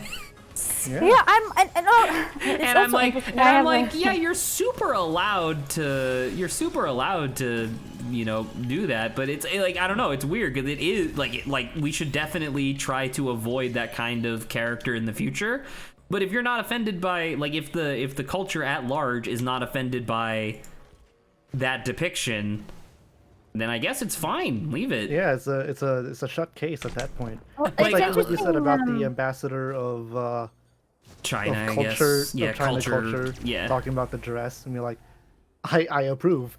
And then there you go. It's like, this is fine. That is literally a person whose job it is to determine, like that. And I know I says it kind of as a joke, but I also kind of mean it. Where it's like, I do feel like there should be a de facto government social media position, which is just straight up, is this cultural depiction of our country okay? Yeah. I think that would be hugely valuable to this discussion, because then you could just have the person be like, yes, no. And that would be unfortunately, that doesn't exist, though. No, and I'm saying, not. like, Yeah. but it could exist, and I don't see any reason why it couldn't, you know? Although that being said, maybe having it run by the government wouldn't necessarily be the best idea. Because I was about to say, like, it's interesting, this idea of, like, stereotypes, because I think in today's society, most people just think stereotypes are always, like, negative, and I'm like, you know, some of them are, you know, based off of real things, and some of them are not always necessarily bad. you know how when we were having that conversation that about furries, and I was like, man, I really wish we had two different names, one for sexual furries and one for people who just like anthropomorphic characters, right? I almost wish that there were two different words for stereotype, where there was the one where it's like it's based on like cultural observation and maybe not necessarily offensive, and then the other one is this is based like stereotype that's based on propaganda that was specifically designed to like weaponize people against a culture. Well, it's interesting. That's where we go to definitions at, because I think stereotype at first was like, it didn't mean what it means now that people use it. And it was actually more of a just benign word. I think that was just like what people have found to like occur, or a trait that occurs commonly amongst certain people. But then now it has a negative connotation to it. People have switched it, which like sometimes that just makes me mad. It's like linguistically the word was fine. Why did you have to ruin the word? I'm thinking, well, because people will use words and words definitions will change over time. Like you can fight back against that as much as you want, but that is how language works. Obviously I know the futility of it, but I can be mad about it. I mean, I don't even think you should be mad about it, to be fair, because it's like, what do you want them to do? Just invent a new word? I do. But Zach just says I. But no, yeah. And some words I'm like, sure, whatever, do whatever you want for that. But like sometimes I'm just like, the word literally didn't mean this. You're like, you've literally 180'd the word for it to not mean what you mean, or like you've literally changed it now. You changed it from what it was originally supposed to, yeah. And half the population still uses the word like it normally should be used, and well, because I'm thinking of like some of the stereotypes that like I was familiar with just in general. I feel like most people were familiar with, and in all honesty, they're not bad, right? I'm thinking of the Asians are good at math and black people are good at driving. Like, I don't know. Those are good, those are good stereotypes. Of course, it's this idea, right, where you shouldn't let stereotypes like consume what you think of people. Right, because it's like, well, Asians are good at math, then obviously you're saying having this expectation that, like, if you're an Asian that is bad at math, then you're a bad Asian. But it was like in my mind, believe me, growing up in Lowell with a predominantly Cambodian populace definitely led to a lot of people who felt inadequate because they didn't like math but were Cambodian. That was definitely a thing.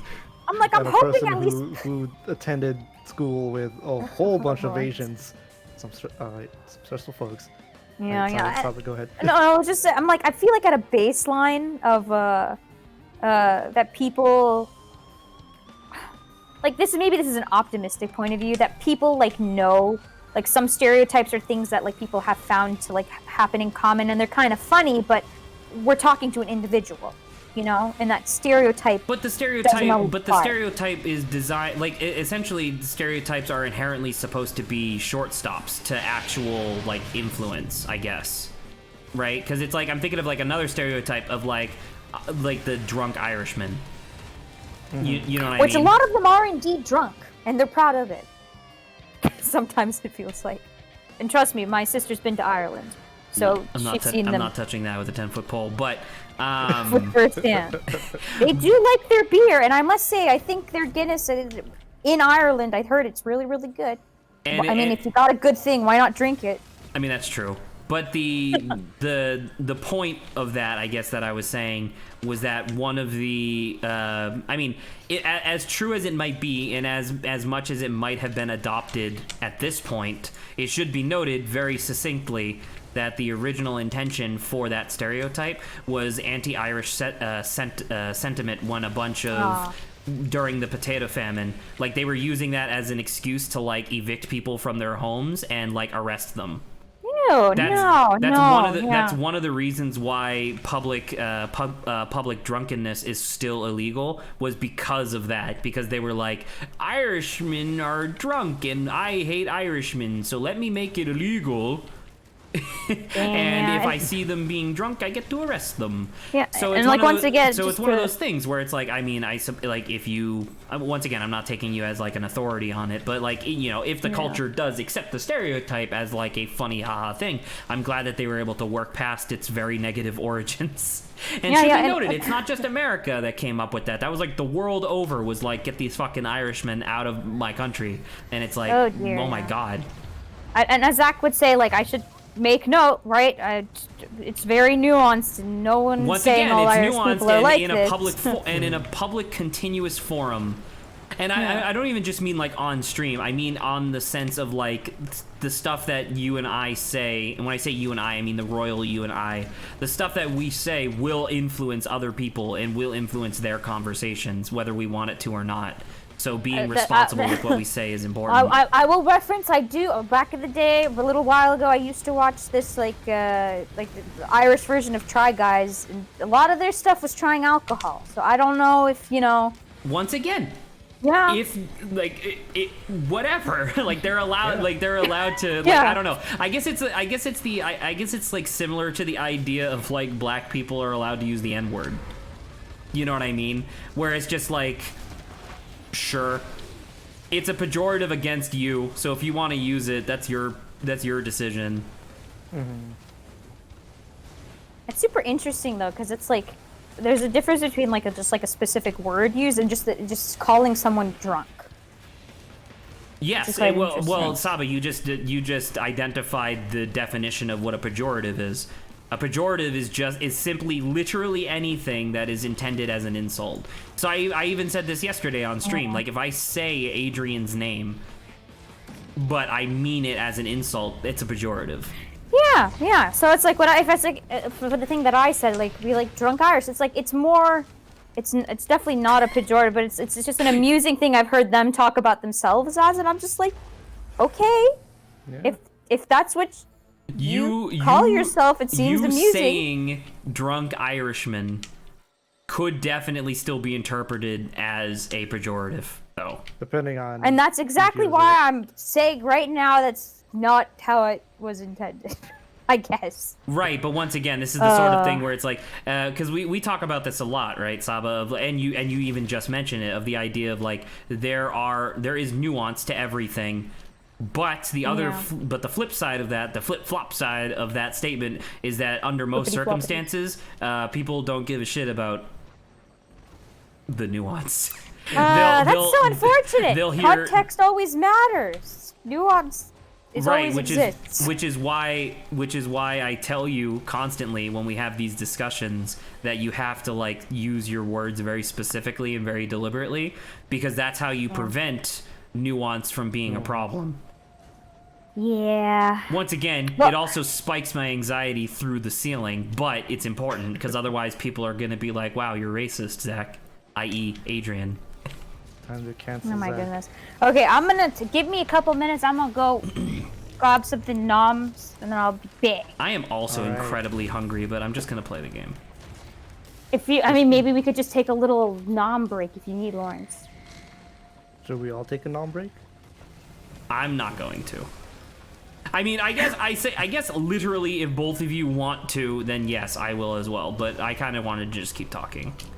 But that being said, I don't want to deprive Lawrence of food. Okay, well, I will be back. Lawrence, do you want food? All right, we're having a nom break. All right. Let me transition. There you go. We're back in a few.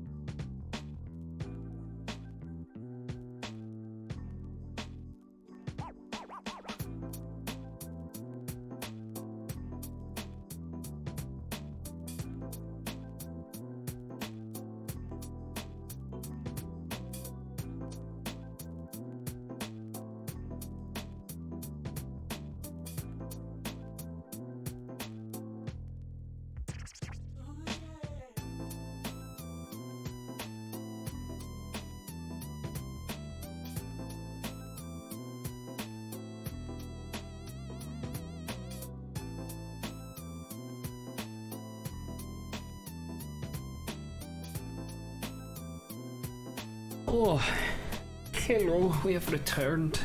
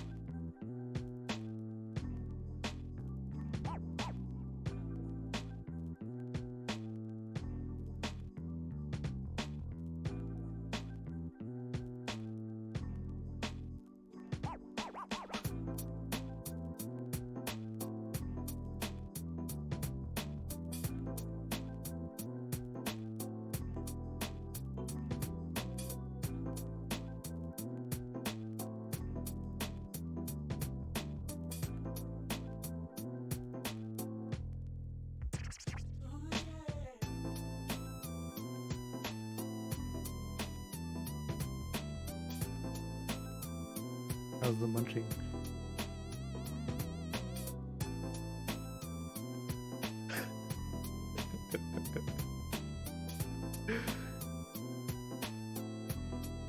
Oh yeah.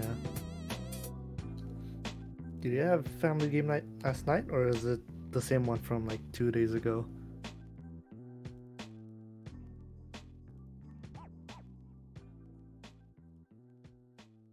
Okay, okay.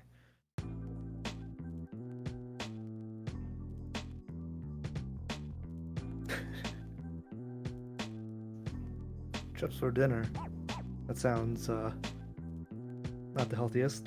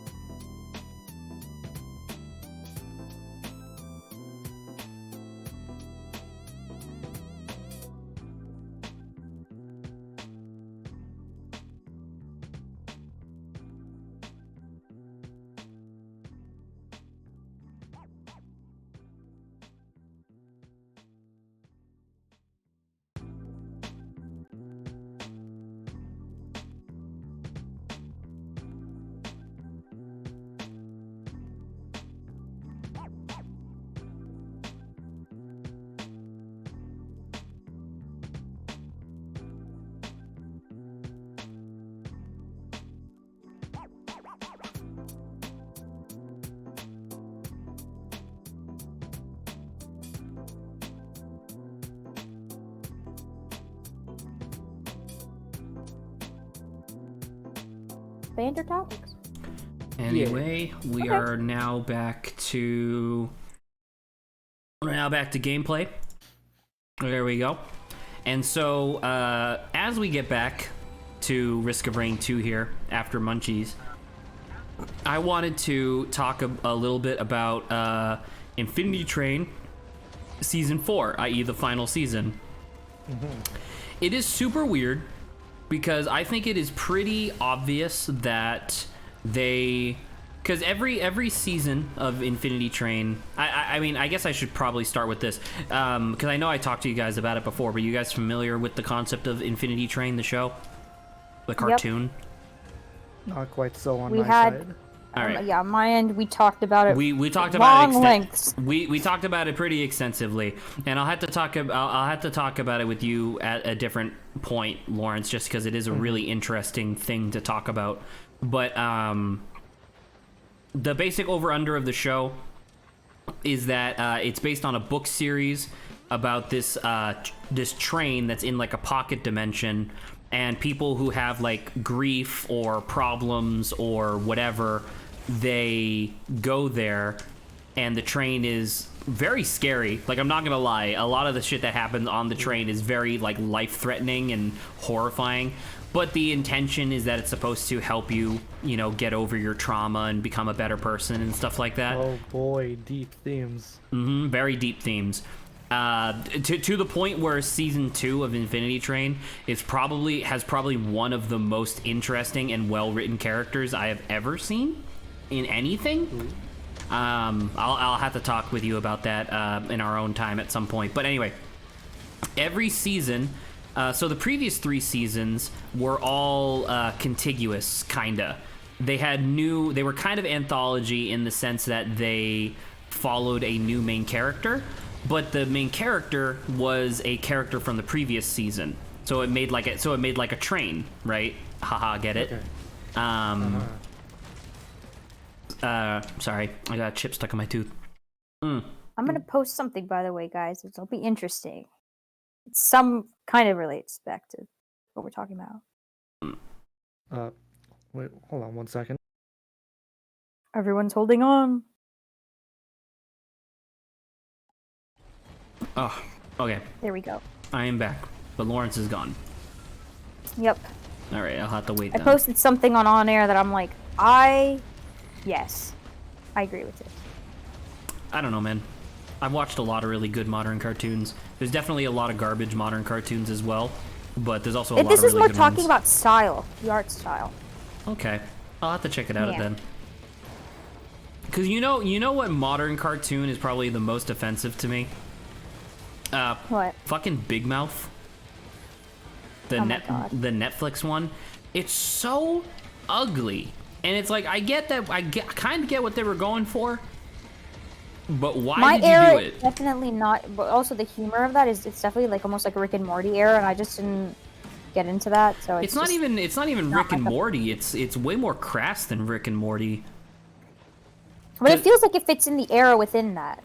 I mean, sure. what I'm I mean, saying. Yeah. it is, I guess, in a literal sense, but it's just like Rick and Morty, obviously they have like pretty crass jokes where like, you know, an enemy that they're fighting, when they kill it, it'll just like shit all over the place, and they'll go like, oh no, he shat all over the place. Oh no, shit all over the place. Oh no, Rick. Oh, Rick. But yeah, you know, like they'll do that, sure, in Rick and Morty, but in Big Mouth, it's like, yeah, you have a vagina, and she's like, I'm 11, and he's like, I am 12. It's like, oh, this is funny because they're kids, get it? Oh boy. That Anyway. doesn't sound good at all. Anyway, so where did I leave off talking about Infinity Train? Oh, right. It makes a train. Characters are like trained. It makes a train of characters, essentially, right? In the finale of season 3, they were basically, at least it seemed like they were trying to establish the conclusion, because essentially what they were trying to say was that the villain of the first season was actually the main character of all of the seasons, because she was still trying to work through her trauma. Long story short, she lost her husband and daughter, like newborn daughter, to like a house fire, which, you know, obviously is really upsetting and really traumatic. But in her particular case, it was interesting because she is like a brilliant engineer. What the hell? Why am I? Stop, please. Whoa, what is I don't know. I just wouldn't stop. Anywho,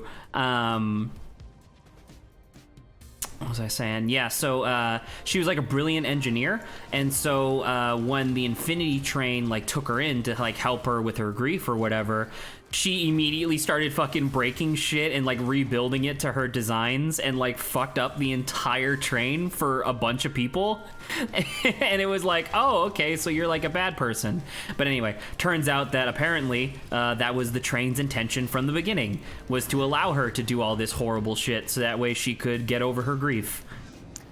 That is a very long-term plan. But the thing is that the train is well known for doing long-term plans like this, to the point where there was a dude who he like lost the love of his life. I.e. they never dated, they never did anything, but she went off to war and died in battle.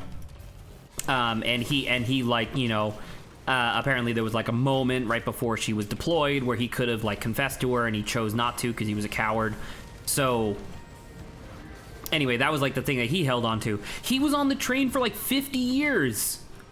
And then eventually he got over it, and when he was released from the train, he had been gone for a year. Like, cause the train can do like weird time dilation shit, which, you know, makes sense. But it couldn't do enough time dilation shit, so like he felt like he was gone for 50, when in actuality he was gone for 1. But he was still gone for an entire year. By the way, this guy was like 28. Oh boy. Could you imagine That's being sad. 28 and then just like dropping out of your life? I mean, it is sad, but it should be noted that he no longer like held that grief in his heart, and he was able to like get over it and move on with his life, which is really good. It's just, you know, the context of how he did that is kind of scary. But anywho, Yeah. so seasons 1, 2, and 3 are basically take place in chronological order, with in my opinion, season 2 being the most significant in terms of storytelling. Season 4 is a prequel. It takes place considerably before the events of all the other seasons. And it's not exactly like an origin story per se, but it does establish the like backstory of a bunch of characters that we had been seeing up to that point. And it's kind of interesting, you know, it's just kind of like an interesting thing in general. Stop throwing shit at me! Oh my god, look at all these people! Look at all these motherfucking people! I'm glad Zach's been living for this long. It's good. I hate you. What was I saying? So season 4 is like a prequel in the sense that it just takes place before everything else that happened, which is, you know, fine. But the main thing of season 4 is that it basically stars Grant, actually.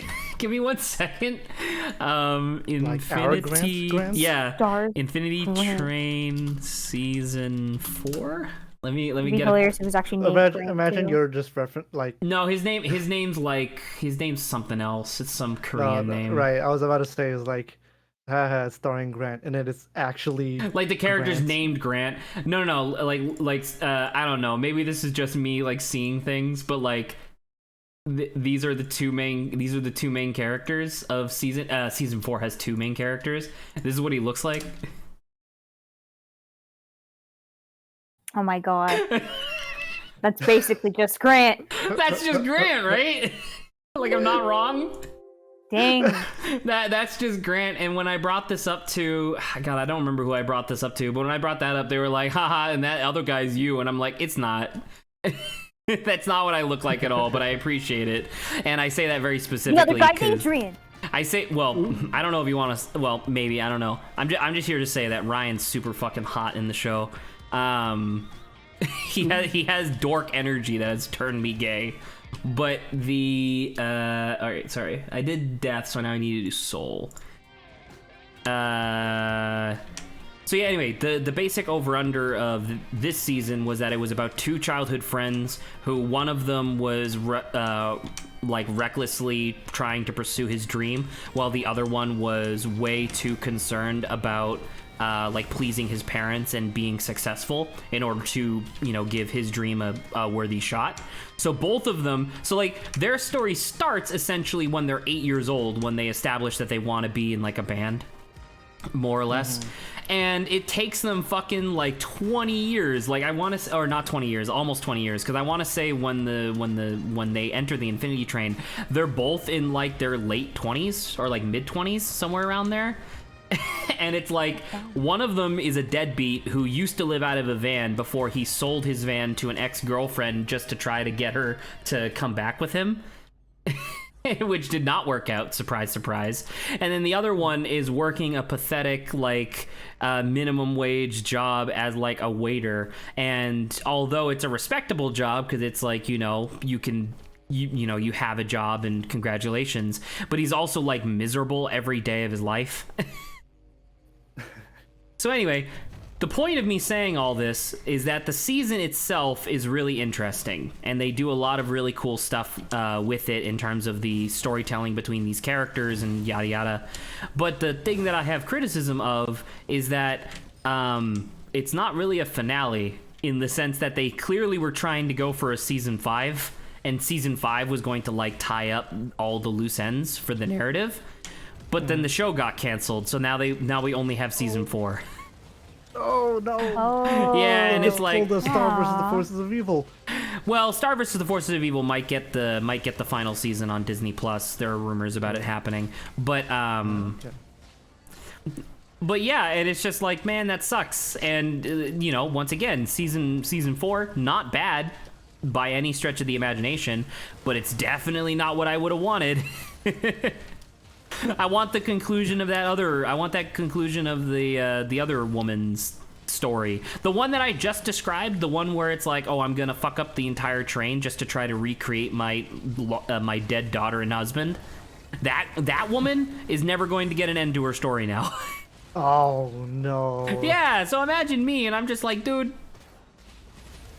just kill me. just end me, please. The big sad. I am the big sad. There we go. But yeah, so that's Infinity Train season 4. I just wanted to talk about it briefly because Where are you watching Infinity Train? So technically I am morally obligated to mention that I do have HBO Max. I'm morally obligated. But I did go to the Caribbean. Ah, okay. Zach's been to the Caribbean a lot. I go to the Caribbean like almost every night at this point. That's where I watched all of Infinity Train. That's where I get caught up on Amphibia. Little did you know Zach is in the Caribbean right now. More or less. Kinda. Actually, I think I might have a link open on my phone. Actually, I think I still have that tab open of the Foster's Home episode where I pulled out Frankie's tits. Which, by the way, I did link it, so if you want to use the same site that I do, you can just go there. Yes. I've been given passage to the Caribbeans again. You're welcome. But, yeah. So anyway, Lawrence. Cool. Banter topics. We're on a mission. Well, on a mission. Real quick. You son of a bitch. I have been informed No, I'm just kidding. that... Well, this could be interesting because...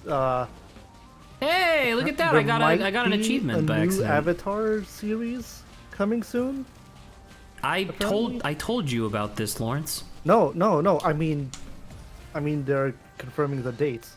Oh, there's a date. April Okay, 22. cool. It'll start on that's Earth Day. This is like a big old 3-day event. It's gonna be exclusively on the Avatar channel, YouTube channel. I'm guessing that's what they mean. Okay. My goodness. So that might be interesting to see. What date was that again? You said Earth Day? Said April. Let me see. April 22. Well, I'm of the is mindset until people tell me Thursday. it's a good thing, I want to leave a good thing alone. Leave a good Well, thing I mean, alone. we already got Korra. I'm just talking about the original one. And then the fighting Hey, begins.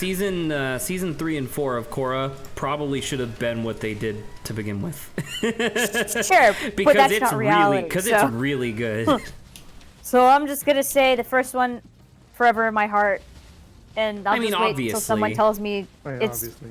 whatever this is worth watching. I don't know. In any I don't capacity. know. Lawrence, do you think that my long-standing prediction of the third series starring the Earthbender guy is gonna come true? Maybe? How Because about- it is starting on Earth Day, which Makes don't know if they're- sense. It yeah, makes kinda sense. makes sense. It might be just 2 on the nose. But that It's is the path that they're Nickelodeon. going towards. I mean, True, if they're it is literally Nickelodeon. doing it on Earth Day, that really, It seems Right. like it's gonna be an Right. Earthbender avatar, yeah. uh, God, I can't wait for his name to be like Funk or something, because all the Earthbenders have Hey, like yo, I'm Mr. Funk. all of the Earthbenders have like, you know, really like harsh, simple names, and so I'm looking forward to him being Funk. what's it? Because Toph, technically, I That's don't a even- hard. That's a hard Bird. syllable. The f is hard. Yes, obviously. Yeah. I guess Toph I is just- Are you purposely trying to make a joke, or do you not know what a hard sound means? No, because I know the T is a hard sound, but I thought is PH a hard sound? Yes. Depends on how you use it. Like ooh Okay. is a soft sound. Yeah, so the PH normally it's just sometimes f, and I'm like, is f hard? I don't. Fish pretty is far. definitely if you can't like hold if you do it and your face like makes a like face like moves, yes, I guess. I mean, all right, that's a bad description, but it's just like I don't Yeah, know, that's like ooh, ah, eh. Like these are all soft sounds. B, duh, Fish k, is a soft, like the fa. F of like a fish sounds soft though. It's it's breathy. It's not soft. Adrian, Breathy how are you is not enjoying the soft. English lesson that we're having right as you joined? Zach sounds like he's pulling this out of his ass. I am not. I'm like, I'm with Saba on this one. I don't know what the hell you're talking about. You can be with Saba on whatever you want. Pho is a hard sound. But pho is easy, just say fa, Just say pho. not fo, Yeah, not pho. Northern Lion. fa. Oh god. Okay, let's just Alright, move. Yeah, that's all I wanted to Just show, confused. but that's This just is very a, this is a little scuffed information I got. definition of what a hard and soft sound is. Sure, you can say that if you want. Okay. It does add hard and soft sounds. So like I and said, make it once soft. you guys have watched that entire whatever this is, and you tell me it's good, then I might consider it. Watch Well, the I mean, I entire thing. It's gonna be like Okay, fucking 2 I'll- years from now. I'll say at whatever point you Like make I the don't know. If determination they're of whether doing it's if good they're or doing not. an event on Earth Day, I'm assuming it's probably. I mean, obviously they're not gonna have like anything available yet, but like I presume it'll probably just be them announcing and having some like artwork of what the main character is gonna look like. Yeah, and possibly have a discussion panel. Possibly a discussion panel. Although I will admit I am a little concerned about whether or not it's going to be because like the thing is that I want it to be I don't know. Like I want it to be a contiguous lineage. I would like for there to be 4 series, one for each avatar of each element, and it's just like we get to experience an entire cycle, right? I think that would be really cool. But that being said, there was such a time jump to Korra that I'm like By this point, the next one we're in space. Well, the well, the avatars next one, do the get next one would old. be modern day, and then the one after that would be like semi-futuristic. And I'm like, I don't know, man. I don't really want sci-fi Avatar. Well, that's why maybe we what can- they're we can gonna go do- back, right? yeah, they're well- gonna go back and then go forward again. but the thing is that like, okay, so is the new series going to star Kyoshi? It Oh, are could. you- They have plenty of stuff that they have plenty of stuff that they can feed off of. But like, Yeah. But like if they do Kyoshi, that's not a full cycle because then you also have to do Roku, which you know would be fine. I wouldn't mind a Roku series, but I'm just like I don't know. I'm basically just saying like I kind of hope that Korra gets assassinated, and so we just stick in that same world, like that same Republic City, but now we just have someone new. What if? Because remember, but then that that's how person has to that's how it grow up, ended. and It was then- it was her and Asami going into the spirit world together. Imagine if she just like chooses to stay, and then it's like, all right, we need a new avatar. Can that happen? I don't know, Lawrence. They made a ribbon monster delete the Avatar cycle. So what the No, fuck I mean do I know? like in terms of if the Avatar stays in the spirit world, is the new Avatar just gonna spawn? Well, the Avatar, once I mean, the the time Avatar goes is down. literally just a manifestation of the spirit world. So, like, if the Avatar, i.e., like Korra herself, is just physically in there, why wouldn't? What was the name of the fucking paper towel that was giving her the superpowers? A paper towel. What was its name? Because it was like, it was the white Rava. ribbon. Rava, there you go. Why? So like, imagine that. Imagine Korra just like stays in the spirit world because she likes it, and Rava's like, all right, if you're staying here, I gotta go. Because once Well, again, they that's retconned the but entire then- spiritualism of the whole thing, and now it's garbage. But that's the only way it could work. If Rava just leaves and goes to another body, which seems totally possible. does it? Yes. Lawrence, they had a big fight in Zach, season. you don't say it like there's yeah, it's happened before. No, it hasn't. I'm not saying it's happened before, but I'm saying that they fucking had a fight in season 2 where they thought that the cool big moment would be to pull out a thing of tissue paper from Korra's chest and to punch it to death. This Yes. is why the first series is superior. The first series is wonderful because it implements mysticism in a way that just doesn't make it just seem like magic. It makes it seem like, you know, proper world building, which was fantastic. Oh my god. Wow, that's Oh, pretty I'm back. good. Ooh, Cool. you're gone, actually. I hope this is a thing where Zach proceeds to beat the game with this character. I already did twice. I know, but this time because front of I'm us. here. No, but I'm saying like I've already looped the thing that I did with the bulwark and stuff like that. That was winning the game technically. Oh. Oh, That I was in the zone that would have Do it led to the again, I final wasn't boss, and I looking. chose to that do was a the. loop. Do it again. Well, actually, I might do it again here in a minute.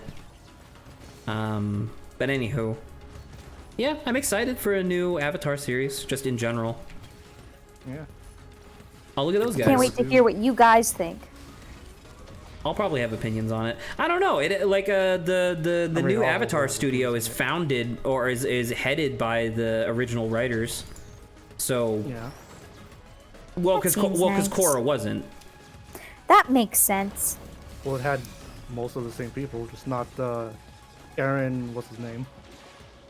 See, in cases like this, sometimes it is the writing that matters Hello, because can you Korra's personality let me go? annoying. Hello. I don't know. I disagree. Oh no! All right, so to fill you in on like a thing, one of the hardest achievements in this game to get is that you're supposed to take these fucking hermit crab guys and you're supposed to spook them so they jump off a cliff, and you have to do that 20 times in the same run.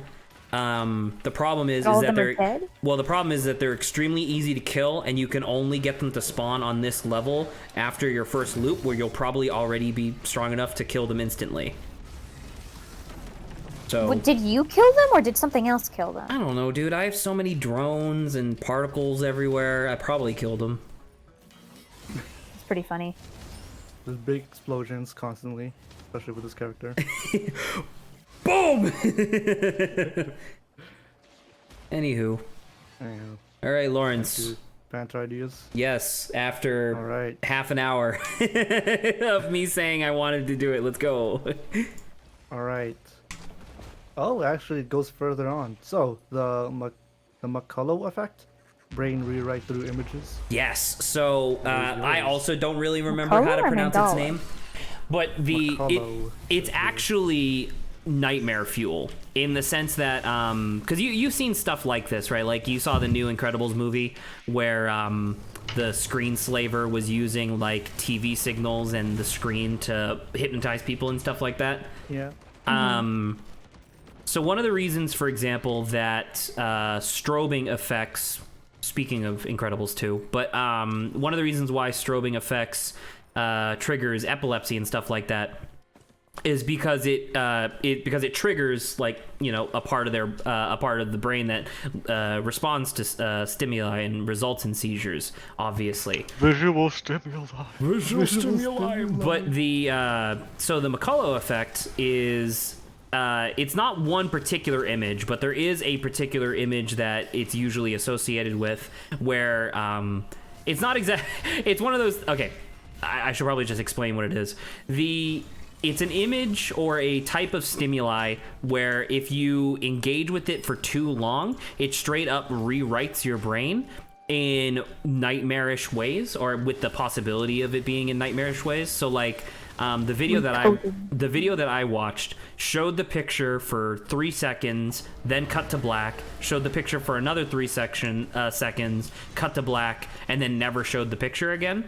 And the guy said, and he, it was a thing that had linked articles that you could read and stuff like that. And the idea was that if you have enough brightness and you just look at that image for 30 contiguous seconds, it will rewrite your brain and you will no longer be able to see the color red. Like ever? Yes. Again? Well, in theory, you could rewrite it again to be able to see the color red, but it basically just shorts out the part of your brain that is able to perceive the color red, and for the rest of your life, you just can't do it anymore. I'm sorry, that's horrifying. That is horrifying. There was apparently a time in the early internet where it was really bad, because obviously there's all those like optical illusions that people used to share all over Facebook and stuff like that, right? One of the things that got passed around was basically the McCullough effect, where it told you it was that same image that they showed in the video, and it was like, yeah, stare at this for 60 seconds and then look at an apple, it'll look really weird, lol. And they had to like take the post down because people were like, I lost the ability to see red. And it's like, that's really nightmarish. But it turns out that the McCullough effect is I think the McCullough effect specifically is about senses. So like it'll you won't be able to taste salt anymore, you won't be able to smell garbage anymore, which could be really useful actually. But yeah, and it's just complete nightmare fuel of just like, if you accidentally stumble upon something like this, it'll just rewrite your brain. I don't like it. Yeah, there you go. I'll have to, because needless to say, I posted that a long while ago, so I have to go back and find the video in question. What was the name of that channel? Saba, it's like do you this, remember? Right? Funny. The Saba, it was the video that taught me about this was the same guy who I sent you the video of the iambic pentameter. Shakespeare's iambic pentameter. Oh, okay. Yeah, it was that. It was this. Fun. And I'll say he's like good. He's a good guy. He makes good content. But he was the one with that video, so I'll have to remember what his channel was to find it. But yeah, there you go. The nightmare fuel to keep you awake at night. Next topic. Moving on. Lawrence has just been horrified by this, and is Lawrence here? Been unable to speak now. That's what he's lost his ability to speak. Oh my god! Did you just see that? It was like a chain of explosions. Oh, he's actually gone now. Oh, cool. Did his internet just die? Yeah. All right. Well. Apparently, what we talked about is cursed. Apparently. Sabo, would you mind? Hopefully, Lawrence gets back soon. I mean, usually when his internet goes out, it's usually temporary. Would you mind picking up where he left off and just going to the top of the banter ideas where they still have the smug? The buttons. Yeah, the smug. And just reading off the next one. Oh my gosh, Adrian. Is he posting memes? Posting. All the way Put your to finger the top. up your ass. Dear Mario, do not come to the castle. I have baked an absolute dog shit cake, just completely fucked up. I'm so sorry. Peach. Do not come to the castle. She's just saying that because she wants to fuck Bowser. Going down. still going. Guys heard a What do you mean going shifting- down? How often do you go into banter ideas, Saba? I scrolled all the way to the top. Why'd you scroll? Wait. Why did you scroll all the way to the top? Just go to the top of where there's still the smug reactions. Uh-huh. Okay. The slow creeping thread of conspiracy video essays. Ah, so this was at the dawn of when I was watching a bunch of. Me? That was Adrian. No, I know. That was my phone. You don't realize what you just said, but no, it's okay. What did I say? There's like this was at the dawn of. That's true.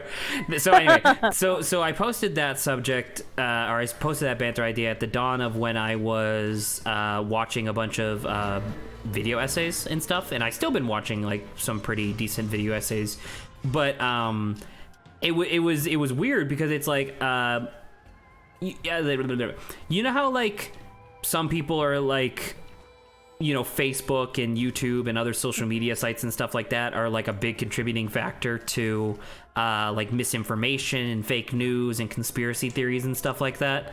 Sure, yeah. I have now experienced firsthand exactly what people are referring to, and I can definitely guarantee you that YouTube is definitely at fault for spreading like really egregious conspiracies, because like you know, I'd started watching like a bunch of video essays, and it was straight up like, hey, you like video essays? You should watch this. And I was like, okay. I don't remember exactly what it was because obviously it was a while ago now, but it turns out that the actual video essay, like the title and the subject and the tag and all that stuff was just, it was like some political whatever. Turns out it was actually just like anti-Semitic Jews deserve to be executed in the street video. Oh yeah, like. But I had never been exposed to that type of, not that I hadn't been exposed to that type of video before, but I had never seen the thing of like YouTube being like, hey, this is a video that makes us a lot of money. You should watch it. I mean, it's a video they're paying a lot to advertise. Matt Walsh's stuff is getting a lot of traction in advertisements, even though literally in his Twitter bio, he admits that he is a theocratic fascist. Like, I don't get it.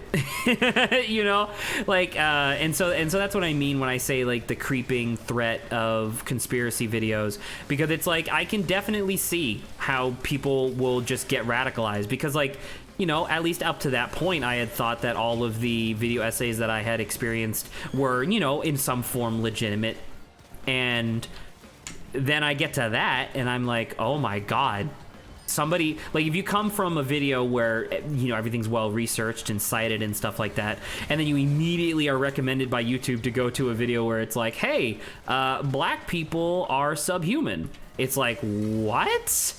I mean, I just attribute this to like, just think of any, just like imagine if you're like olden times in like a village, like YouTube is just another way of like you getting around like the village and just talking to people and people saying whatever they want to you. And no, but it's even if they're completely but that's wrong. not how it works. Like, it's not you walking around the village square talking to people. It's everybody in the village square can't talk to each other unless there is a guy like the carnival barker is like, hey everybody, listen to this man. Like, it's not the same. Like, I guess in this case I'm specifically referring to like the recommendations, right? Yeah. So the recommendations, sure. Yeah. That's fine. Yeah. It's like a village where you can walk around, but all the paved roads are leading towards specific areas, and there's fences in the way they have to jump over to talk to other people. Exactly. Everything leads towards is like, Yeah. hey, the people in the people don't talk to people that are on the fences. They're evil and they hate you, and the frogs. I love frogs. The frogs will Oh my God. will turn the water gay. The The gays recommendations turn are into frogs. definitely weird. Probably the village thing is probably just the reference of like The just weird the analogy. entirety Well, of the because I mean, platform your itself. analogy is how it should function, right? In theory, all of these different, you know, social media sites and video production sites should work the way that you were just describing, in the sense of it being, you know, walking around and just, what the hell was that? Ignore that. That's Zach's stream donation noise. You just don't realize it. Well, that was the sound effect of picking up gold in the game. So someone had the game open in a separate audio source, and it was very loud. But anywho, but yeah, that's what I imagine. all right, like all right, the Saba, you've been outed. But anyway, that's what you got. That's what I imagine. Like just the platforms. That's just basically what the platform is. It's just a village online that you could talk to more people than normal. right, but and once again, we don't need to repeat ourselves, but it doesn't actually function like that, even remotely. That's how it should be. That's not how it is. All right. Oh my Jesus Christ. Oh my Jesus. All right, we're out of there. Conspiracy theories are like rumors in that village, you know? As soon as someone starts talking about it, they're like, nope, this is the only thing I'm going to be talking about. If you go talk to anybody else, it's the only thing they're going to be talking about. Right, but once again, in your analogy, you're saying that the people are YouTube instead of the people being the channels on YouTube. Yeah, no. I'm saying the village is the If a YouTube. conspiracy The people video, in the village is what you're saying. if a conspiracy theory video becomes really popular on YouTube, you don't suddenly see every YouTuber like fucking PewDiePie and Markiplier and stuff start I making, get what you're saying. right? Like they don't start making conspiracy theory videos. They still make their own content. It's just YouTube starts recommending the conspiracies. That's true. I guess I'm not like attributing YouTube to like people are one or the other. The people are It's the just- channels, whereas It's like yeah. metaphorically, YouTube is this. Yes. Once again, Yeah. in spirit, it's not incorrect, but it's not how it functions. All right, next one. I like being metaphorical. Next one. I tune into stream while I'm in a meeting for a quick bit, and Sama and Zach are immediately arguing. We're not arguing. Like, one of the things, like I said this before, but one of the things I really enjoy about talking with Saba is that we can have misunderstandings and it doesn't devolve into arguments. If you want to talk about arguments, we'll talk about fucking family game night. Great! You and I need to talk about Naruto! We're not talking about Naruto right now. Eventually. I just said eventually. I know he's here. That's why I'm just saying it. Anywho, next one. How about that? Okay. Next subject. I gotta look at it! Grant's Naruto! Excuse you, it's Boruto's dad. Yeah, Oh, true. God, Naruto's no, not real. Okay, elastic discourse of unjustifiably criticized groups. All right, so this one was a topic that was more or less directly Boruto's dad. So this was a topic that was more or less directly referencing a pretty big controversy that hit Reddit a little while back, which will, obviously be on the timestamp that's on that post or on that banter topic message. Later, Grant. Goodbye, Grant. Have fun with your meeting. Objective survive. Objective survive. Anyway, so long story short, the specifics of this particular discussion was that there was an administrator who worked for Reddit. She was a transgender individual, and as such, and as you could probably understand, a lot of transgender individuals have to deal with some pretty hefty bullshit when it comes to the online community. So Reddit had a thing that they kind of amplified to the 11th degree, where anybody who was like criticizing her would immediately get banned, and then you could review it afterwards, because it was more or less assumed that it was going to be because of her political background and the fact that she was transgender. Turns out that not only was that, probably true, but her husband and father were also like de facto pedophiles. Okay. And it came out in the news. It was like UK news. It came out in the news that when she was on like some council or whatever, she passed laws that were more like they were supposed to be, they were portrayed as being like pro-child, when in actuality they were effectively pro-pedophilia. And people started criticizing her for it and being like, yo, what the fuck? And not only did she start manually banning threads and stuff like that, but because of the aforementioned like service thing that Reddit had implemented for her, anybody who criticized her was immediately banned from the platform. And like thousands and thousands and thousands of people were being banned every hour because they were like, what the fuck? Why are you employing this woman? Eventually, the other Reddit admins caught on to the actual situation, and she was fired. They removed that thing first, and then she was fired, and then what the hell? That's my ally, you son of a bitch! So that thing that's sucking everything in right now is a phantom that's on my side, but it's sucking all the life out of all of my drones to keep itself alive. Oh, that's weird. That's bullshit. So okay, what did you want to say about? Are you just informing me that this happened? There was the basic thing in general, right? Of just like that's a thing that happened and that's really fucked up. But then the idea of elastic discourse is something that's kind of rough to talk about on occasion. But it's the notion that persecuted groups will sometimes be given leeway in positions that they really should not be because of the demographic that they fit into. So like in this particular circumstance, it was obviously a systemic issue, right? Like it was the program that they decided to use that was wrong. But there are definitely examples of other such things, like there was a guy, once again, these are very specific, but there was a guy on Twitter who was saying a bunch of very not cool, pro-Trump, anti a lot of other people's stuff on Twitter. And his defense for why he was getting really mad at people for getting mad at him was, you're all just upset because I'm a gay black man.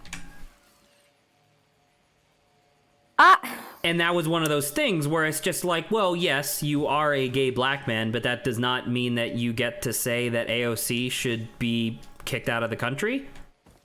You know? I'm okay. Well, I don't. So it's like, and so the thing, so the thing is difficult to pin down in the sense that I'm talking about here, because it's like, obviously you need to make sure that on any forum people are able to have the, like, you know, reasonable discourse. Hello, it's a scavenger and he's dead. You need to make sure that people are allowed to have reasonable discourse. But then, and that's why it's referred to as elastic discourse, because sometimes when it's, well, I mean, as I just described, sometimes when it's a group that has been particularly persecuted, it goes in the other direction a little bit too hard as well. So yeah. No, yeah, that's the thing. That's why I'm like, everything should have a base, right? You gotta fit in that base, and it's just like sometimes though, even within that base, some people. Well, Lawrence is like dead. Yeah, he's very much dead. I thought he would come back soon. I was wrong. Some people just might not like what you're saying, you know, and it shouldn't matter, like the background really. If you're saying like bad stuff, people would recognize it as being bad, right? Like I'm trying to think of like under what circumstance would the background of the individual saying the thing matter. And I guess it's whether or not they're trying to portray themselves as an expert or like someone with experience within a certain field, right? Like you see those like Facebook posts all the time where somebody's like shit talking vaccines for some ridiculous reason, and a person responds saying like, this is factually incorrect and here's why you're wrong, and the person then responds to them being like, well, what do you know? And then it cuts to the person's profile and it's like they're a doctor. Yeah, that's the you know thing. What I mean? Like that, like that's a circumstance of like, yeah, you're allowed to talk about this. This is exactly what you're allowed to talk about. Yeah, and it's like on that end, it's like this idea of, right, certain platforms, if you can like catch like just misinformation in general, it's fine to like label stuff, I would say. But like normally in general, you know, normally subscribe to like let people have like good judgment to know whether or not something's bad and whether or not they should listen to it. But once again, I've also like said, maybe I'm just having an optimistic view of things. I would like to expand that statement slightly, and I would like to say that I personally do not trust that most people are able to differentiate between things that are bad and things that are good. I am, however, very confident that people are able to distinguish between things that agree with them and things that don't. Yes, and that's why, at least for the first part, I would say maybe it's my optimism. The second part, I think I agree with you. Well, because that's what I mean. That's what I guess that's what I'm getting at, is just the idea of like, oh my God, please, mercy. There you go. Die, please. Good. These you'll see big, like, circles appear on the ground, like that one. If I'm in there, it'll deal a lot of damage really quickly. Anyway, sorry. Oh my god, I go so high. Yeah, anyway, I don't know. Maybe the thing that I said wasn't even really particularly relevant, but it's just the sort of thing where it's just like on social media, a lot of people will get into arguments just because they disagree on a topic, which is obviously what you're supposed to do in discourse in general. But it's not actually arguing, it's just like petty throwing kind of almost insults back and forth. More or less, it's the I don't know. To me, it's a lot of people don't really care about whether or not something's factual. They care about whether or not it agrees with them.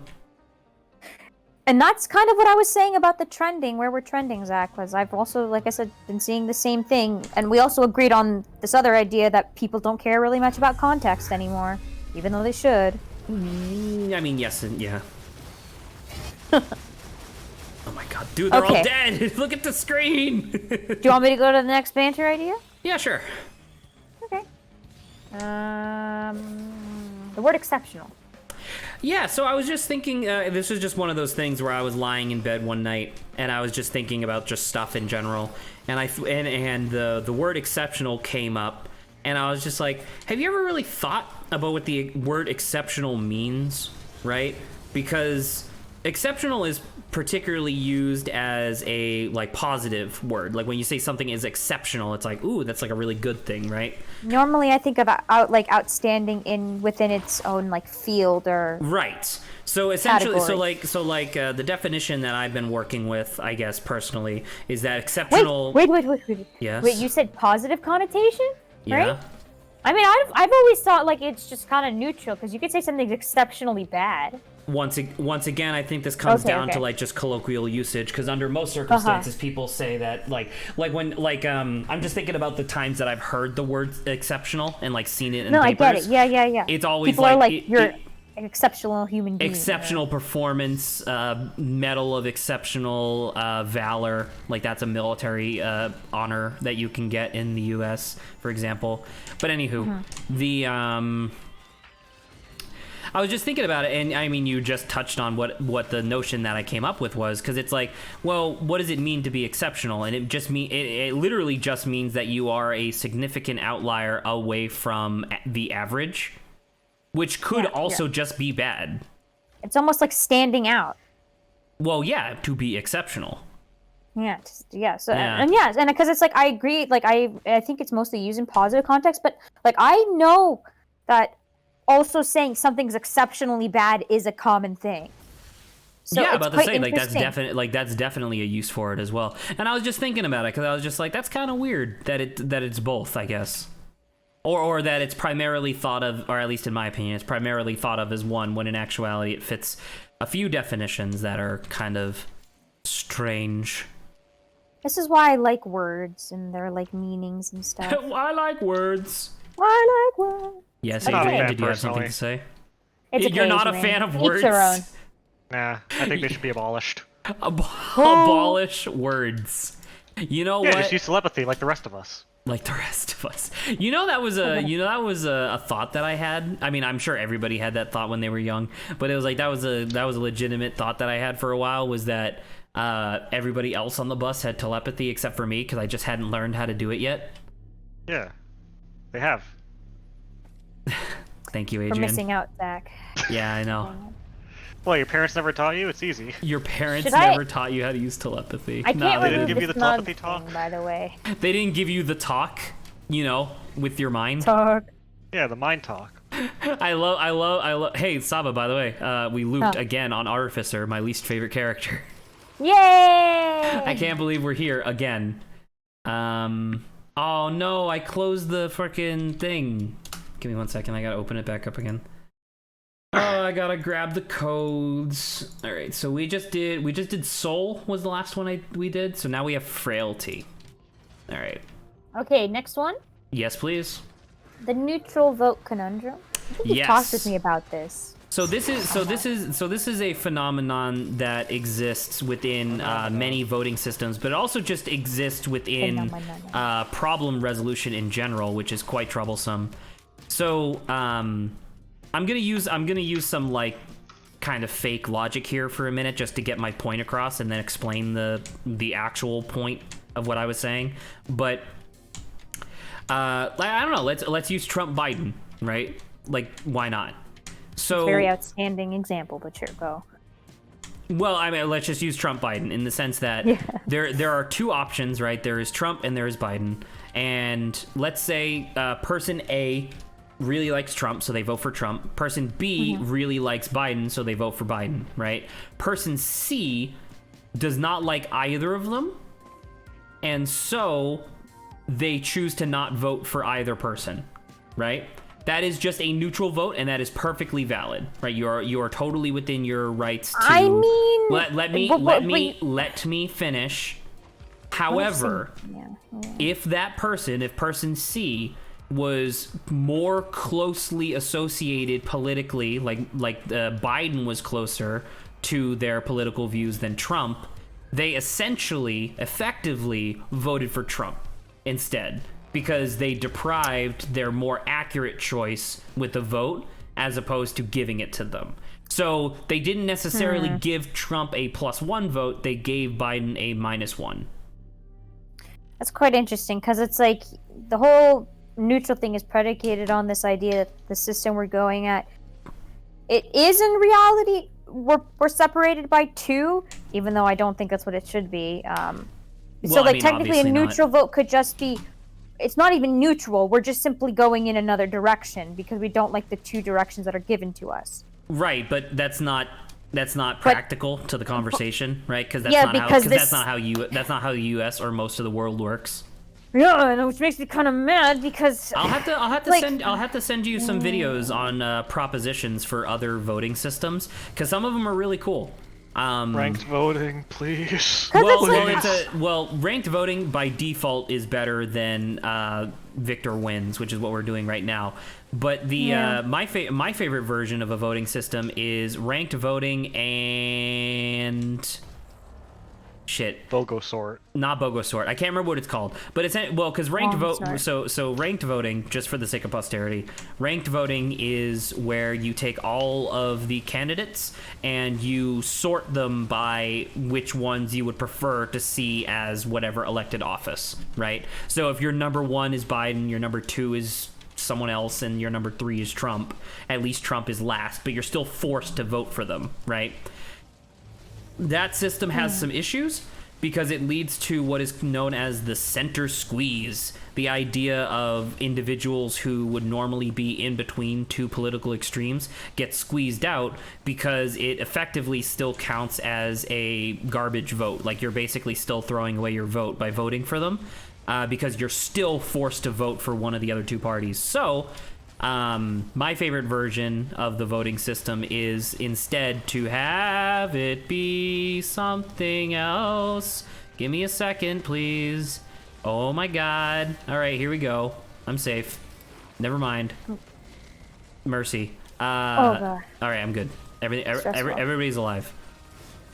My favorite version of it is a ranked voting system where you also get to just choose to straight up not vote for individuals. So, like, if I just straight up think Trump is a war criminal, I don't have to vote for him, and which just means he straight up gets less votes numerically than, the people who I actually want in office. I mean, that does make sense. Yeah. It also has its flaws. Like, literally every voting system that is feasible has flaws. But at least it's, more accurate to what an individual population would want, which is all you can really ask for with a voting system. So that's the thing with the neutral vote conundrum. Which also, it's not just about voting, by the way. It's also about arguments where like I'll use an example because my dad is a notorious centrist within the family, and he's enlightened. He's an enlightened centrist. He obviously does not obviously he's not a proponent of you know, racial violence or anything, right? But fuck, what was the name of the guy? He died because he got his neck crushed by a cop, and there was like and it was like during the pandemic. What was his name? I don't know. I remember the guy's name himself, but I know the cop's name was Chauvin. Right, because that's Derek because his Chauvin, trial's so. going on presently. But Right. God, I can't remember the guy's name, which is very bad actually that I don't remember. But anyway. George Floyd. George Floyd, thank you. look it I knew up. it was something Floyd, but I was gonna say fucking wait, is he wait, does he have the same name as the guy who was like the boxer that made the grill? I don't think so. I have no idea what. Am I wrong? I think you're thinking of Foreman. So George Foreman and Floyd Mayweather. I just put both of those together. All right, that's my bad. Anyway, what was I saying? So yeah, for this example, my dad, once again, obviously very much does not approve of racial violence, but given that circumstance, my dad still argued that it's like, well, like he is a cop, so you're supposed to like listen to him or whatever. And essentially dad refused to admit that either side did anything wrong. Which is like, obviously I would want him to be like, all cops are bastards, because that's, you know, correct. But the choice that he ended up going with was the neutral option, which just once again, based on the neutral vote phenomenon, or the neutral vote conundrum, meant that he essentially was advocating for police brutality, which he wasn't, because that's not what he meant to do, but effectively that's what he did. I mean, isn't that maybe what other people are they're pushing that perception on top of him? In terms of what? That he is for police brutality? I mean, yes and no. Like it's one of the neutral vote conundrum is weird because it's not about actual expression. It's about the effective. It's about like the fact that it was just a discussion is the reason why I felt comfortable enough to talk about it, because it doesn't actually affect anything. It's not like either of us were, you know, chiefs of any police that could do anything about the situation. Like, because I'm like, I get the Trump Biden one. That one makes more sense. But like the police one, I'm just like, like it's just. If my dad felt more strongly that George Floyd was murdered as opposed to it being a reasonable police action, but he chose to be neutral, he did effectively give that side a quote-unquote -1 vote. Because in my mind, it's like, well, what if he's just like, okay, like I do see something wrong with it, but I just don't want to say all cops are bastards. Which, you know, obviously that was, once again, I kind of said that for the sake of entertainment. Like, I'm not necessarily saying... But this is actually like a point I think I'm saying. Because it's like everyone wants you to say something, but it's like, I don't want to say that. Like, I can agree with some points, but I don't want to say that. I would say that the reasonable thing that under almost all circumstances people would be reasonable to agree with would be something along the lines of, like, police jurisdiction at the moment is really excessive. You know what I mean? Something along those lines. The idea of like being able to crush a man's neck or crush a man's windpipe with your knee and not get well, obviously, like that should never happen. I think most people can, obviously say that. Are you sure? Yeah. Because guess what? We're having a trial about it right now, whereas if the races were reversed, the black cop would have been sanctioned and possibly arrested instead.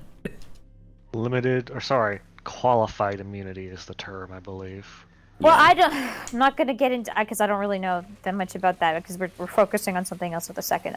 But like, I understand like what you're saying, Zach, and I would say that is reasonable. About this idea that, you know, saying something is wrong, right? But it's just this idea that you're saying, like, if I don't say the slogan term that everyone knows. Once again, the statement is irrelevant. And I know you're getting hung up on, like, oh, well, I don't want to say all cops are bastards, because it's obviously not true. Obviously, there are cops that exist that are good people. I know some of them personally, because they're in my family. But Yeah, but that's the idea. But that slogan exists, Saba. right? But and it's like. Saba, please. Okay, whatever. Once again, Okay. it's a very weird position for you to take, in the sense that you're always talking about like using general terms. Like, you constantly do this. You constantly use general terms in order to express yourself. And then when I call you on it, on being like, hey, that's, kind of lacks the nuance involved, you kind of go like, oh, well, that's true, but this is what I say. It's the exact same thing of all cops are bastards. It's a general term to represent the general unrest that people feel with the current state of the police force in the country. Okay, but I guess I could just say it. The way that it's phrased is not likable. No one is saying murder the police. No, that's fine. It's just this idea. The slogan. I get what you're saying. The slogan includes nuance. It's just I could dislike the way the words that are used. You're allowed to. Yeah. You're once again. You're getting caught up on the joke part of the discussion. Yeah. Which you're allowed to do, which is totally fine, because once again, no one's forcing you to say all cops are bastards. It's more of just like a political argument. I am. Come here. Come here. Say it. Say it, or I'll pick your nose. Ew. Adrian, that could very much go into the lane of, my nose needs a good cleaning. Yeah, I think. Ew. Saba. Okay, you made it weird. Never mind. I'm about to say, what the fuck? There you go. See, it's subversion. Anywho, once again, just to restate the basic principle of the neutral vote conundrum, the basic principle is that if there are two positions and you are more closely aligned with one than the other, by choosing to not vote, you are effectively voting for the other side that you do not approve of. That is effectively how it works. My internet's gonna be capacitated. Oh no. Would you mind responding and being like, oh no, we'll see you later then. See you tomorrow, hopefully. Thank you. Thank you very much. Thank you very much. Hey, all right, so that was basically, once again, just Zach being like, hey, I learned about this thing that was really interesting and I wanted to share. So hopefully people found it interesting, because I know I did. But we can move on to the next topic, though. Next topic, work That day. topic made me so mad. I'm fuming. I'm furious. I can hear the You're fumes. maulding. I'm maulding. I've turned a cartoon shade of red. Quite interesting. The furniture on me is melting from how hot I am, from how angry I am. I'm blistering over here. My skin's boiling. Saba, please Keep on stop going, him. Adrian. Just keep on listing stuff. Yes.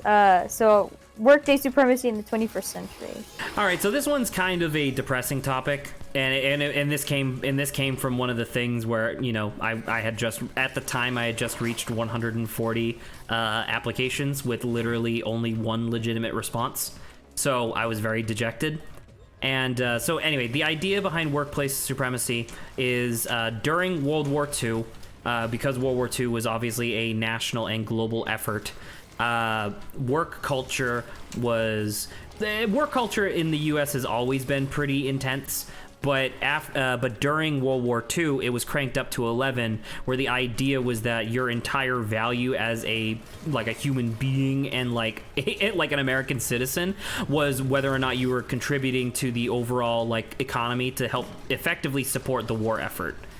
I feel like I mentioned this with Zach at one point, and he had a mini stream epiphany. You'll have to remind me about the epiphany, but what was I saying? After World War II, that mindset basically stayed, and so the idea was that everybody was still thinking of that not that your entire worth was work, but that work was really important, which it is. Makes a lot of sense. But the phenomenon of workplace supremacy comes from a very, once again, late-stage anti-capitalistic notion. Surprise, it's Zach, who would have guessed? Where, did you know that there is a direct correlation between a rise in corporate profits, like just general corporate profits, and a decrease in average political activism among employees? Yes. Can you repeat that phrase again for me? It's you like know- one is tied to the other and discourages the other. Once again, this is workplace supremacy that we're discussing. So Saba, sorry, for your sake, I'll repeat it. There is a direct correlation to increased corporate profit and a decrease in political activism of employees. So essentially, the less active your employees as a corporation are in local and like federal politics, the more money your company makes. Because that makes sense. Because it's like instead of people maybe being like Instead of people like interested rallying in fighting for, over stuff, right? Instead of people being more focused on solving issues and getting fair wages and unions. Not wasting their time on any of that stupid junk, and they're working their fucking asses on it, and I'm earning my dime that I paid on every one of them. Thank you, because that's basically what I was getting at. And yeah, so workplace supremacy is just the notion that it has been a conscious effort since the end of World War II for corporations to make it so that way literally the only thing people can do in their normal lives is work, because once again, working for considerably, once again, what's the minimum wage? It is presently $7.25 when mathematically it should be fucking $24. So just think about that discrepancy there, and think about like, what's one of the reasons why that never changes? Like, it's super interesting because this whole topic made me like it's like I don't know if it's the same thing, but it's this idea of like work is all consuming, because it's like I know in some Asian countries, basically their whole culture revolves around like you have to work, and your life is work. Yes, and it's one of those things because as an American, one of the popular things on the internet is the idea that America bad, Japan good. That's just like a general thing. That is also very much not true. There are good things, like there are obviously a lot more environmentally conscious, and the fact that Japan has the cultural moniker of Kaizen is amazing. The idea that literally a part of their basic culture is efficiency. I love it. That's amazing. But it's also like caring about like the community, and like obviously I think they do it to the opposite extreme, but it's like caring about the space you're in and who's going to come after you. Exactly. Like these are like they do a lot of really good things, but they also have the extremely toxic work culture of the work stuff is because once again, whether or not anybody can argue with it, it is directly correlated to like the less essentially, and obviously I said like political involvement before, but essentially it works out to be the less time your employees have and individuals at large have to try to improve their lives, the more money you make as a corporation. Oh, I must say, like, to specify as well, like, some of the practices in their, like, work stuff is, like, that, we're not talking about, like, where they're, like, you should always be, like, super respectful to your customer and try to, like, help them the most you can, right? And not try to cheat them out of stuff. But it's, like, the idea of... They have the fitness stuff. I like that. Let's go up to the roof and let's do calisthenics for a bit. Yeah, so like not that stuff, but yeah, the constancy of like work is so hard, or like you have to be working so much. And you said something. What was the last thing you said, Zach? I think I wanted to add something, but I forgot what I was saying. So, what was the last thing you said? The last thing I talked about was basically the simplification of the concept of workplace dominance. Or workplace supremacy, which was just that it basically boils down to the less time people at large have to improve their lives. There you go. So from the people that I watched, I think Trash Taste as well. Remember I told you about the podcast? Yes, you did. They were also talking about like I'm not sure if it was. I think it was them about how actually to a certain degree the Japanese don't participate in like political stuff as much as they should, and within their own government. Once again, that's and I'm like, pretty much the that- same the world over. Because once again, Yeah. the less involvement in politics means the less regulations there will be, which means the more a corporation is able to just run wild. And yeah, I'm saying this to further support your. I don't know. Position. And this is one of those things where, once again, we don't have to talk about it because we talked about it ad nauseum at this point. But it's like, it's exactly the same thing as we talked about previously, where it's just like, when you try to explain this to someone, because once again, these are things that have like actual factual evidence that you could point to and be like, hey, look, this is a thing that actually exists. All anybody from the older generation hears is, I don't want to work. And it's like, I don't not want to work. I just also want to live in a world that is designed for humans. Like you need to work in a way where it's basically fair, right? You can't yes. give up your whole life. Dude, for... all right, Saba, Yeah. I gotta be fair. Like, it's not the fact that this is Artificer that I'm playing as right now, but this build I have going is so fucking bonkers that I am obliterating. Literally, look at all these bosses. Every single one of these things was a boss that I had to defeat, and I killed them all in like 6 seconds. Look at that! Things are turning It's out not well Artificer, I'm here. though. Anyway. Because I'm here. All right, I don't know.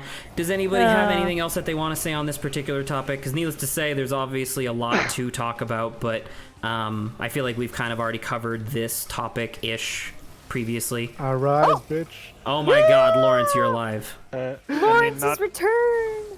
Not necessarily in the realm of like engaging in politics or interpersonal relations between like higher ups and the mechanisms of the workplace, but just it's also getting to the point where physically the less time your employees have to take care of basic essential bottom rung Maslow's hierarchy needs, the more money you also make. You mean like preventing them from going to the bathroom while they're making deliveries?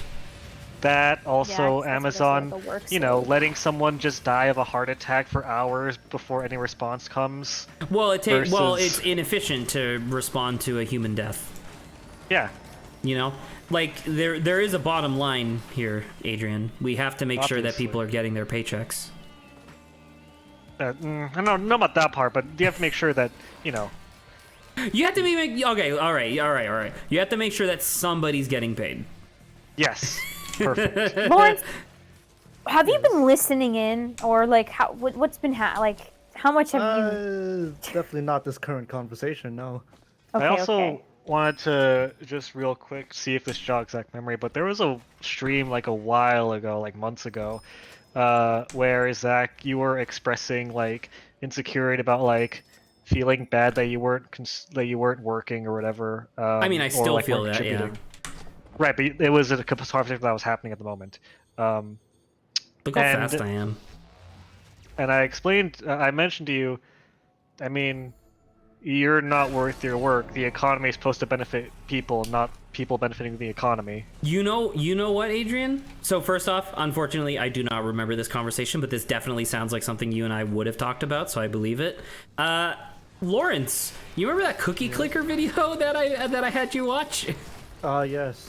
Oh yes, the- cookie the clicker. Eldritch Adrian, thing. it's not going to be anything that you haven't heard of before, but I'll have to send you a link because it's a very fun video to watch. Yeah, it's one of those things where it's just like based on exactly what you just said, Adrian. The video is basically a dissertation about like how capitalism functions, but under the guise of it being like lol cookie clicker, and the statement that you just made is exactly the same statement that he makes there, and I had never really thought of it prior, or I guess I did because you mentioned it clearly, but oh my god, I need 31. Are you kidding me? The notion of it being like, yeah, the economy isn't designed to make people's lives better at the moment. It's designed to make more money, Right. which is eldritch nightmare to think about, of just like the world functions on a system that doesn't give a shit whether or not the average person dies. And we put it there. Well, not we, as Well, in not us people we. specifically, but Fucking as the a society. past 4 generations were like, dude, this is great. This is that's what happens when you leave things. they were like, "Oh, unchecked. dude, numbers go up." Well, it wasn't even just that it was. It wasn't even just that it was unchecked. Essentially, the God, I can't remember what it was. There was a video that I watched. Once again, this was during the period of time where I was like, dude, video essays are sick. There was a thing where it was like a Chinese like folktale or whatever, and it was basically this tiger that lived on the outskirts of this village, and the idea was that the tiger wanted to eat the villagers' chickens, and in exchange the tiger would go out into the jungle and come back with like ancient treasure for the villagers. And this is, needless to say, the allegory is going to be pretty direct here in a moment. But the idea was that the villagers started dedicating literally every waking moment of their lives to making more and more chickens to feed a ever-growing tiger that just became the size of a mountain. And then eventually the tiger was just like, I want to start eating you guys too. And that's the end of the folktale because they all died very quickly afterwards. And once again, not that you can necessarily base like global policy over an ancient folktale, but it's still the same exact thing where it's just like it is kind of real, like it kind of does happen, of just being like, well, this is benefiting us right now. Let's just keep going until it doesn't benefit us anymore, and then the next generation will deal with it. The way that you ended that folktale just reminded me of Boogaloo. I remember there was this video where this guy was getting roasted, and the guy, when he was like 2 years old, like drowned in a pool and had to be resuscitated by his mom, who was also there. But during the roast, they were like summarizing us like, and there's like, we are here to celebrate. We're here to celebrate Shane, our good friend, who was born sometime in the early '90s and died shortly thereafter. All right, that's pretty funny. Died shortly thereafter is a pretty good additive to anything. Especially to a person who's sitting there. Exactly. Especially, and once again, especially if it's truthful. Yeah. All right. Next topic. We burned through so many of these, and I'm so happy. So let's keep going. I remember I can't take any of these off, so I'm hoping you can. Yeah, I'll do it later. It's fine. Yeah. So there's a chat tot on one of these. Can I ignore that? Yeah, so the chat tot was, I wanted to talk about a follow-up to the almond farm thing that we talked about previously. It was basically just, it was basically just the idea that, because we talked about it on that Sunday stream where it was like, it got kind of intense there for a minute, and we were going off the thing of Grant being like, yeah, almond farms aren't nearly as bad as what people say. You know, there are other things that that are also bad, and yada yada. It's those gosh darn pistachios. Well, so the basic over-under of what the follow-up was that I shared that conversation with my father, and he was so fascinated by the conversation, he was like, I'm gonna look into this. And he did, really hard. And like literally later that day, like 6 hours later, he presented me with a dissertation being like, all right, unfortunately, neither side is wrong, and they're both kind of right, which makes it very awkward. And I was like, what are you talking about? And so, on one hand, yes, apparently almond trees are incredibly, like, water expensive in order to, like, maintain, but they are less water intensive than cows. Right. Which makes a lot of sense, right? But that's not, and just to be perfectly clear, that's not like a thing that I had ever heard of before, ever really thought of. Because when I think, well, listen, I'm aware of how cows are obliterating the planet, but the thing that I'm getting at here was that I wasn't really like when I think of almonds, I just think of the nut. I don't really think of how they're primarily being used nowadays. Which apparently the primary use for almonds is almond milk, which once again kind of makes sense, but I never really considered it before. And so yeah, just the idea of it being like obviously there was more details that I won't go into here, but the basic over-under was something along the lines of there's reasons to be for almond farms and then also reasons to be against almond farms. It really just comes down to whether or not you think almond milk is a good thing, because apparently there's also arguments against almond milk because because according to a lot of experts, almond milk is a band-aid solution to a much larger systemic issue of consumerism. Which I'm like, all right, cool, great, thank you for reiterating the thing that I already know. But But yeah, so that one was that. I just wanted to share that. Which, by the way, welcome back to the loop.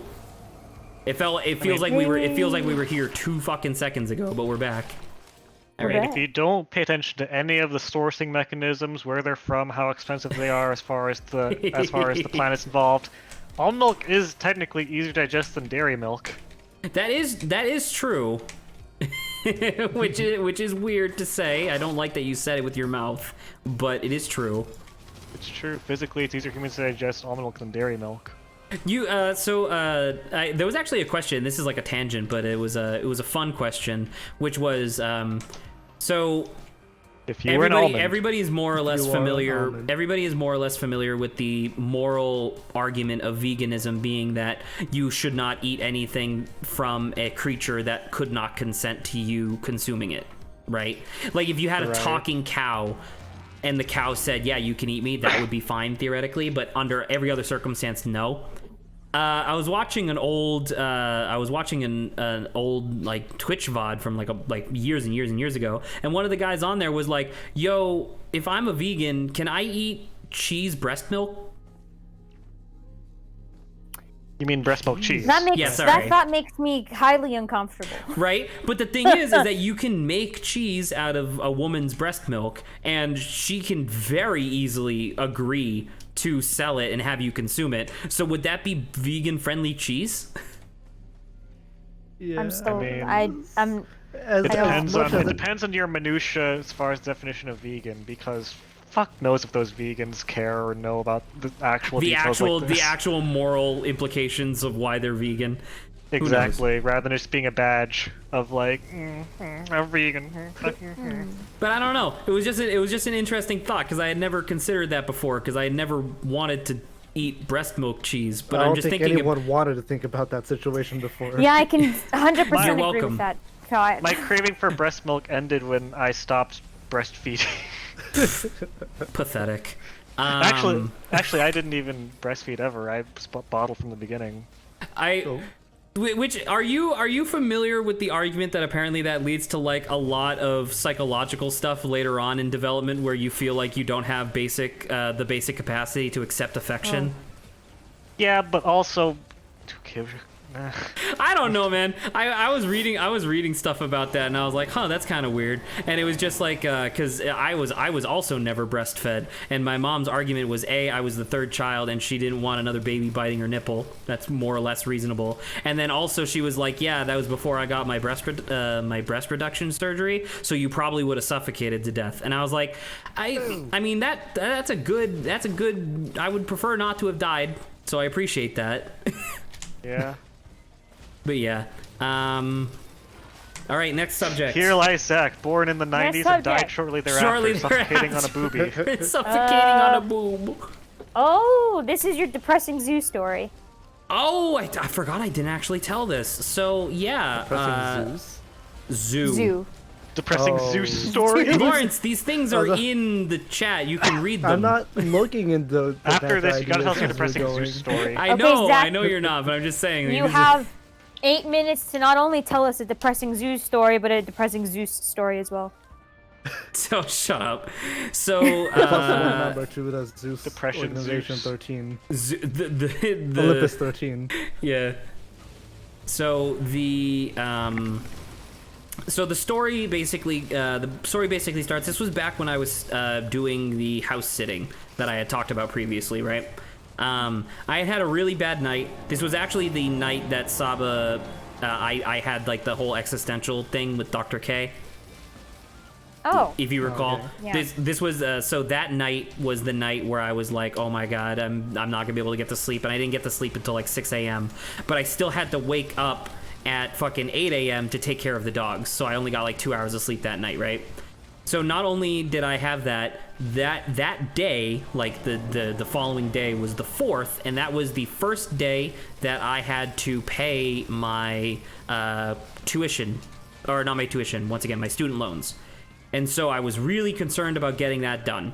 So I'm tired, it's hot, I'm sweaty, I have to carry a gigantic load of laundry with me back to the house, back to like our house.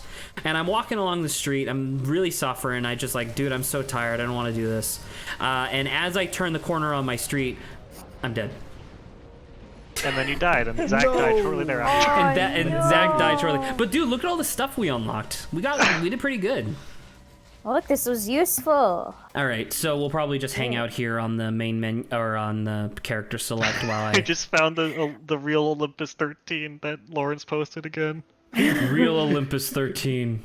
Didn't you like this, Lawrence, when Zach said, I'm about to die, so don't worry, you can choose something fairly quickly? Here we are at the end. It's really Here we are funny. at the end. Wait, what happened to Yeah, the I other love one? this. Because Lawrence, didn't you edit another one of those where it was Xehanort's face on all of them? No. Oh, no, never mind. Because you put Zeus's face on all of them, because that Yeah, was the Zeus's joke. It face wasn't the is on all of Xehanort, it was the Zeus. You're right. Zeus. Yeah, and then Yeah, there's, I think Xehanort you're isn't thinking of part of Oh, it. and then originally. I had you change their names so they all said Zeus. Yeah, and also he made it so that all the animals' faces are also Zeus. Dude, that's Cerberus really, and the that's deer are now really also funny. I'm Zeus. going to take this opportunity to save this. Zeus. Oh, and luckily it's named Olympus 13, so that's great. Anyway, yeah, so I turned the corner, and this was when my dad was visiting, right, for Easter, and he shouts out the window, "Hey!" And I'm like, "Hi," and he's like, "You want to go to a zoo?" And I think for a minute, and I'm like, I mean, I kind of want to go to a zoo. Like, it'd be nice to spend time with my dad because I didn't really get a lot of opportunity during his stay. And I was like, yeah, maybe it would be a fun time to go. But I'm like hot, sweaty. I didn't really get to take a nice shower that morning because they didn't have any hot water at the house. And I'm just like, sure. And he's like, all right, throw your stuff in the back. Let's go. He neglected to mention that the zoo was over an hour drive away. Oof. So that was the first ding against this. And on the drive, I was like, all right, well, how long are we planning on being there? And Dad said something around like 2 hours. So I was like, okay, that probably means it'll be about 4 to 5 hours total, and then we'll get back, and I'll hopefully do all my stuff that I had to do that day. So we're getting there. Once again, I'm tired. I post that thing on Snapchat, suffering thoroughly. And we get to the zoo, and the name of the zoo was Zootastic. And Zootastic, and it was pretty much the quintessential example of like a zoo that did not give a shit about the living conditions or the quality of the animals' lives that it was holding. Oh. Animals were like covered in scars and matted fur and like had scratches all over them. Right, here's an example. A cheetah requires a massive area. A single cheetah requires a massive area to live in, right? The Right. cheetah that they had at that zoo I could reach from one end of like if I was on the inside of the cage, I could reach from one wall to the other wall without stretching my arms. So it was that thin, but it was super long, clearly to try and encourage the cheetah to run. The So line. it's just the hallway. It was basically just a hallway of chain link fence. Yes, that was it. They had like gibbons and stuff like that, and the gibbons were constantly screeching, which obviously gibbons just kind of do themselves. But just because I just so happened to have played a shit ton of Zoo Tycoon, I recognized that the actual sound that they were making was not the normal like gibbons just making noise type noise. Nah, it was the noise of them starving. It was the noise of them because like gibbons in the wild will use this one particular call to tell everybody else in the area like, hey, there's no food here. And so they were just doing that. They were just doing that, saying like, we're hungry, there's nothing here, we're hungry. And it's like, okay, that's terrible. You go to, there was one part of the zoo that was like a barn. And they had 2 Domari camels, huge animals. Once again, they need a fuck ton of space in order to live. and both Dommery camels were basically corralled into a single like horse stable where they could not turn around, and they were literally just shitting and pissing where they stood. Oh. I'm Were pretty their humps sure. deflated?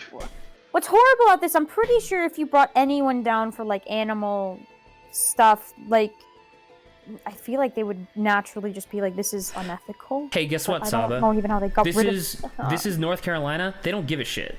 I would have to go to like Wow. some federal board and then have them review it. And I'll have you know, by the way, Zootastic is not even the closest type of this zoo to where we live. There was a different zoo which had bad pictures on their website, which is why we skipped it. Turns out it was the exact same type of zoo where it's just like, all right, we got a bunch of animals and we stuff them in a cage. Wow, that's It depressing. was thoroughly awful. And the thing was that not only was it thoroughly awful, I could not say as much because I was given a free ticket to go to the zoo. And if I had complained, both of my parents would have called me ungrateful, and I would have been shamed. You know what I mean? And yelled at, being like, "You're such an ungrateful child." And I'm like, "What the fuck is wrong with you?" My How mom. old were you at this time? This was a few weeks ago. Oh no. Thank you, Adrian, for bringing that up. I thought you were like 8 or something. No, I was 24. You were a fully grown adult. Fully grown adult who was allowed to make their own decisions, and if somebody decides to buy me tickets to go to a shitty zoo, I'm allowed to make comments about it. But like, I don't know, and it was only like the day after that my mom admitted that she hated that zoo, and when we had a conversation about it, she hated it because the place looked dirty. Well. And she's not incorrect, but when I asked her like, what do you think about the animals, she was like, oh, they had a good variety.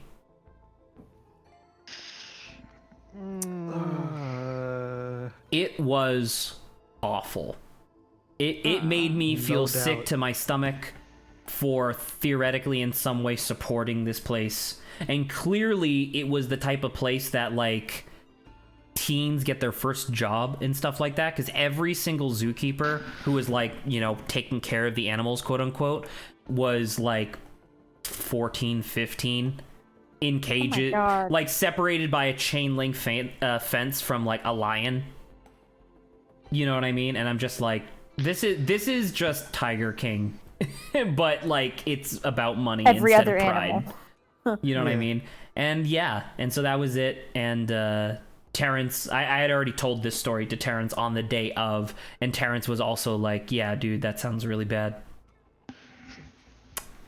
So yeah, I mean, that last was time I went to a depressing zoo, zoo. it was nice. so that was a But, trip to a depressing zoo. Man, that sucks. Yeah. Because it's like I have for a long time had like, because I love Zoo Tycoon, right? That's one of my favorite. And I love animals. I think animals are friggin' sick. And it's just one of those things where like the only way I can morally justify to myself going to a zoo is if it's, you know, clearly about like education and conservation. You know what I mean? Like having like endangered species in captivity to like help them and stuff like that, or like making it very clear that that the purpose of this place is to teach you about the animals. So like the very like prior to this zoo that we went to, and then we'll end the stream, by the way, but prior to this zoo, the least ethical zoo I had ever gone to was Busch Gardens in Orlando. Because it was like 50% consumerism, like commercialism, and 50% education. Like there were still people giving tours and stuff, like teaching you about the animals. So I was like, okay, that's fine, but clearly there's still a roller coaster going through the zebra exhibit. You know? Oh man, that must. That's like, yeah. It's weird because it's like it teeters on the line of being like unethical in my opinion, but it's been teetering on that line for fucking 2 decades now, so I can't necessarily fault them for doing a good job of balancing. But yeah, and then that Zootastic was awful, and it made me feel so upset. And then not only that, final nail in the coffin. Fucking like I want to say like a good 50% of the people there were not wearing masks. And I was like, right, we live in North Carolina. I hate this place. I thought you were yeah. gonna say that it made you like reflect on your own existentialism, how trapped you were or something. Well, I wanted to end stream, but Oh god. anywho, Despite all my rage, I am just a lion in a cage. Despite the fact. I will share one more part about this that was kind of interesting. So obviously every animal in the zoo was kept in an enclosure that was infinitely too small for them, right? Like inhumane type small. You take the entire space of that zoo, like the zoo that we walked around in, multiply that by like 3 squared, so it's like a 3x3 grid of that size zoo. And that was a secondary location that was also like owned by the same people, and it was a drive-through zoo. What the fuck? Where I had done those, but I had done those before. They do they have them every once in a while, and basically it's just like a big, gigantic open area with just a bunch of different animals in it, as long as the animals aren't going to kill each other. You know what I mean? And you just straight up just slowly make your way through this like really winding path, and you get to see all the animals, and it was weird because that one was like, if that was just the zoo, like the first bit didn't exist, I think I would have been okay with it, because obviously you don't want to be keeping fucking ostriches and emus and fucking cassowaries in the same exhibit. These are not animals that get along with each other, despite the fact that they look kind of similar, I guess. But none of the animals seem to be physically ill, which was nice. There was a part that was quite funny where right towards the end, so the area was split into like 4 sections with grates in the floor that prevented the animals from crossing between the sections. And so in the final section, right before you left the zoo or left the driving part, there was apparently a rather infamous goat who was like large. He was like an alpha male kind of thing. He was like large, and he would like just fuck with tourists, where he would just stand in front of your car, and as you tried to like shimmy like your car around so you could get around, he would move, and he would just let the line stack up to like 40 people, and then he would just be like, oh, okay, and he would move. And it's like, that's really funny. Like, that's incredible. Yeah.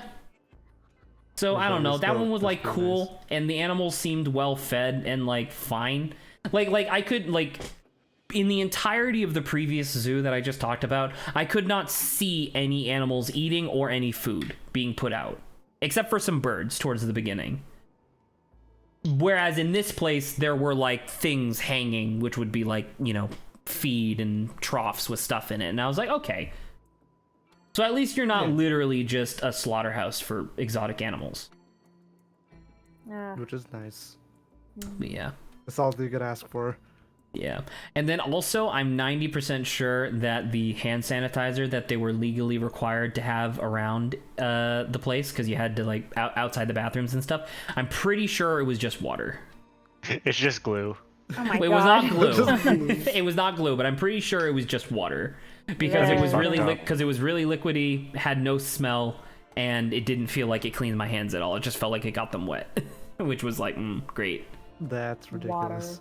I mean, they probably have like 1% hand sanitizer, 90% watered down. It's homeopathic, Oh, and they did have a sign. Sorry, I remembered.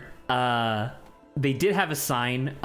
So when you go in, there was like a barn that you went through to get into the zoo, right? And I will admit the interior of that barn was like kind of cool. Although I am 90% sure that many of the animal heads that they had mounted on the walls there were real, which is very disconcerting.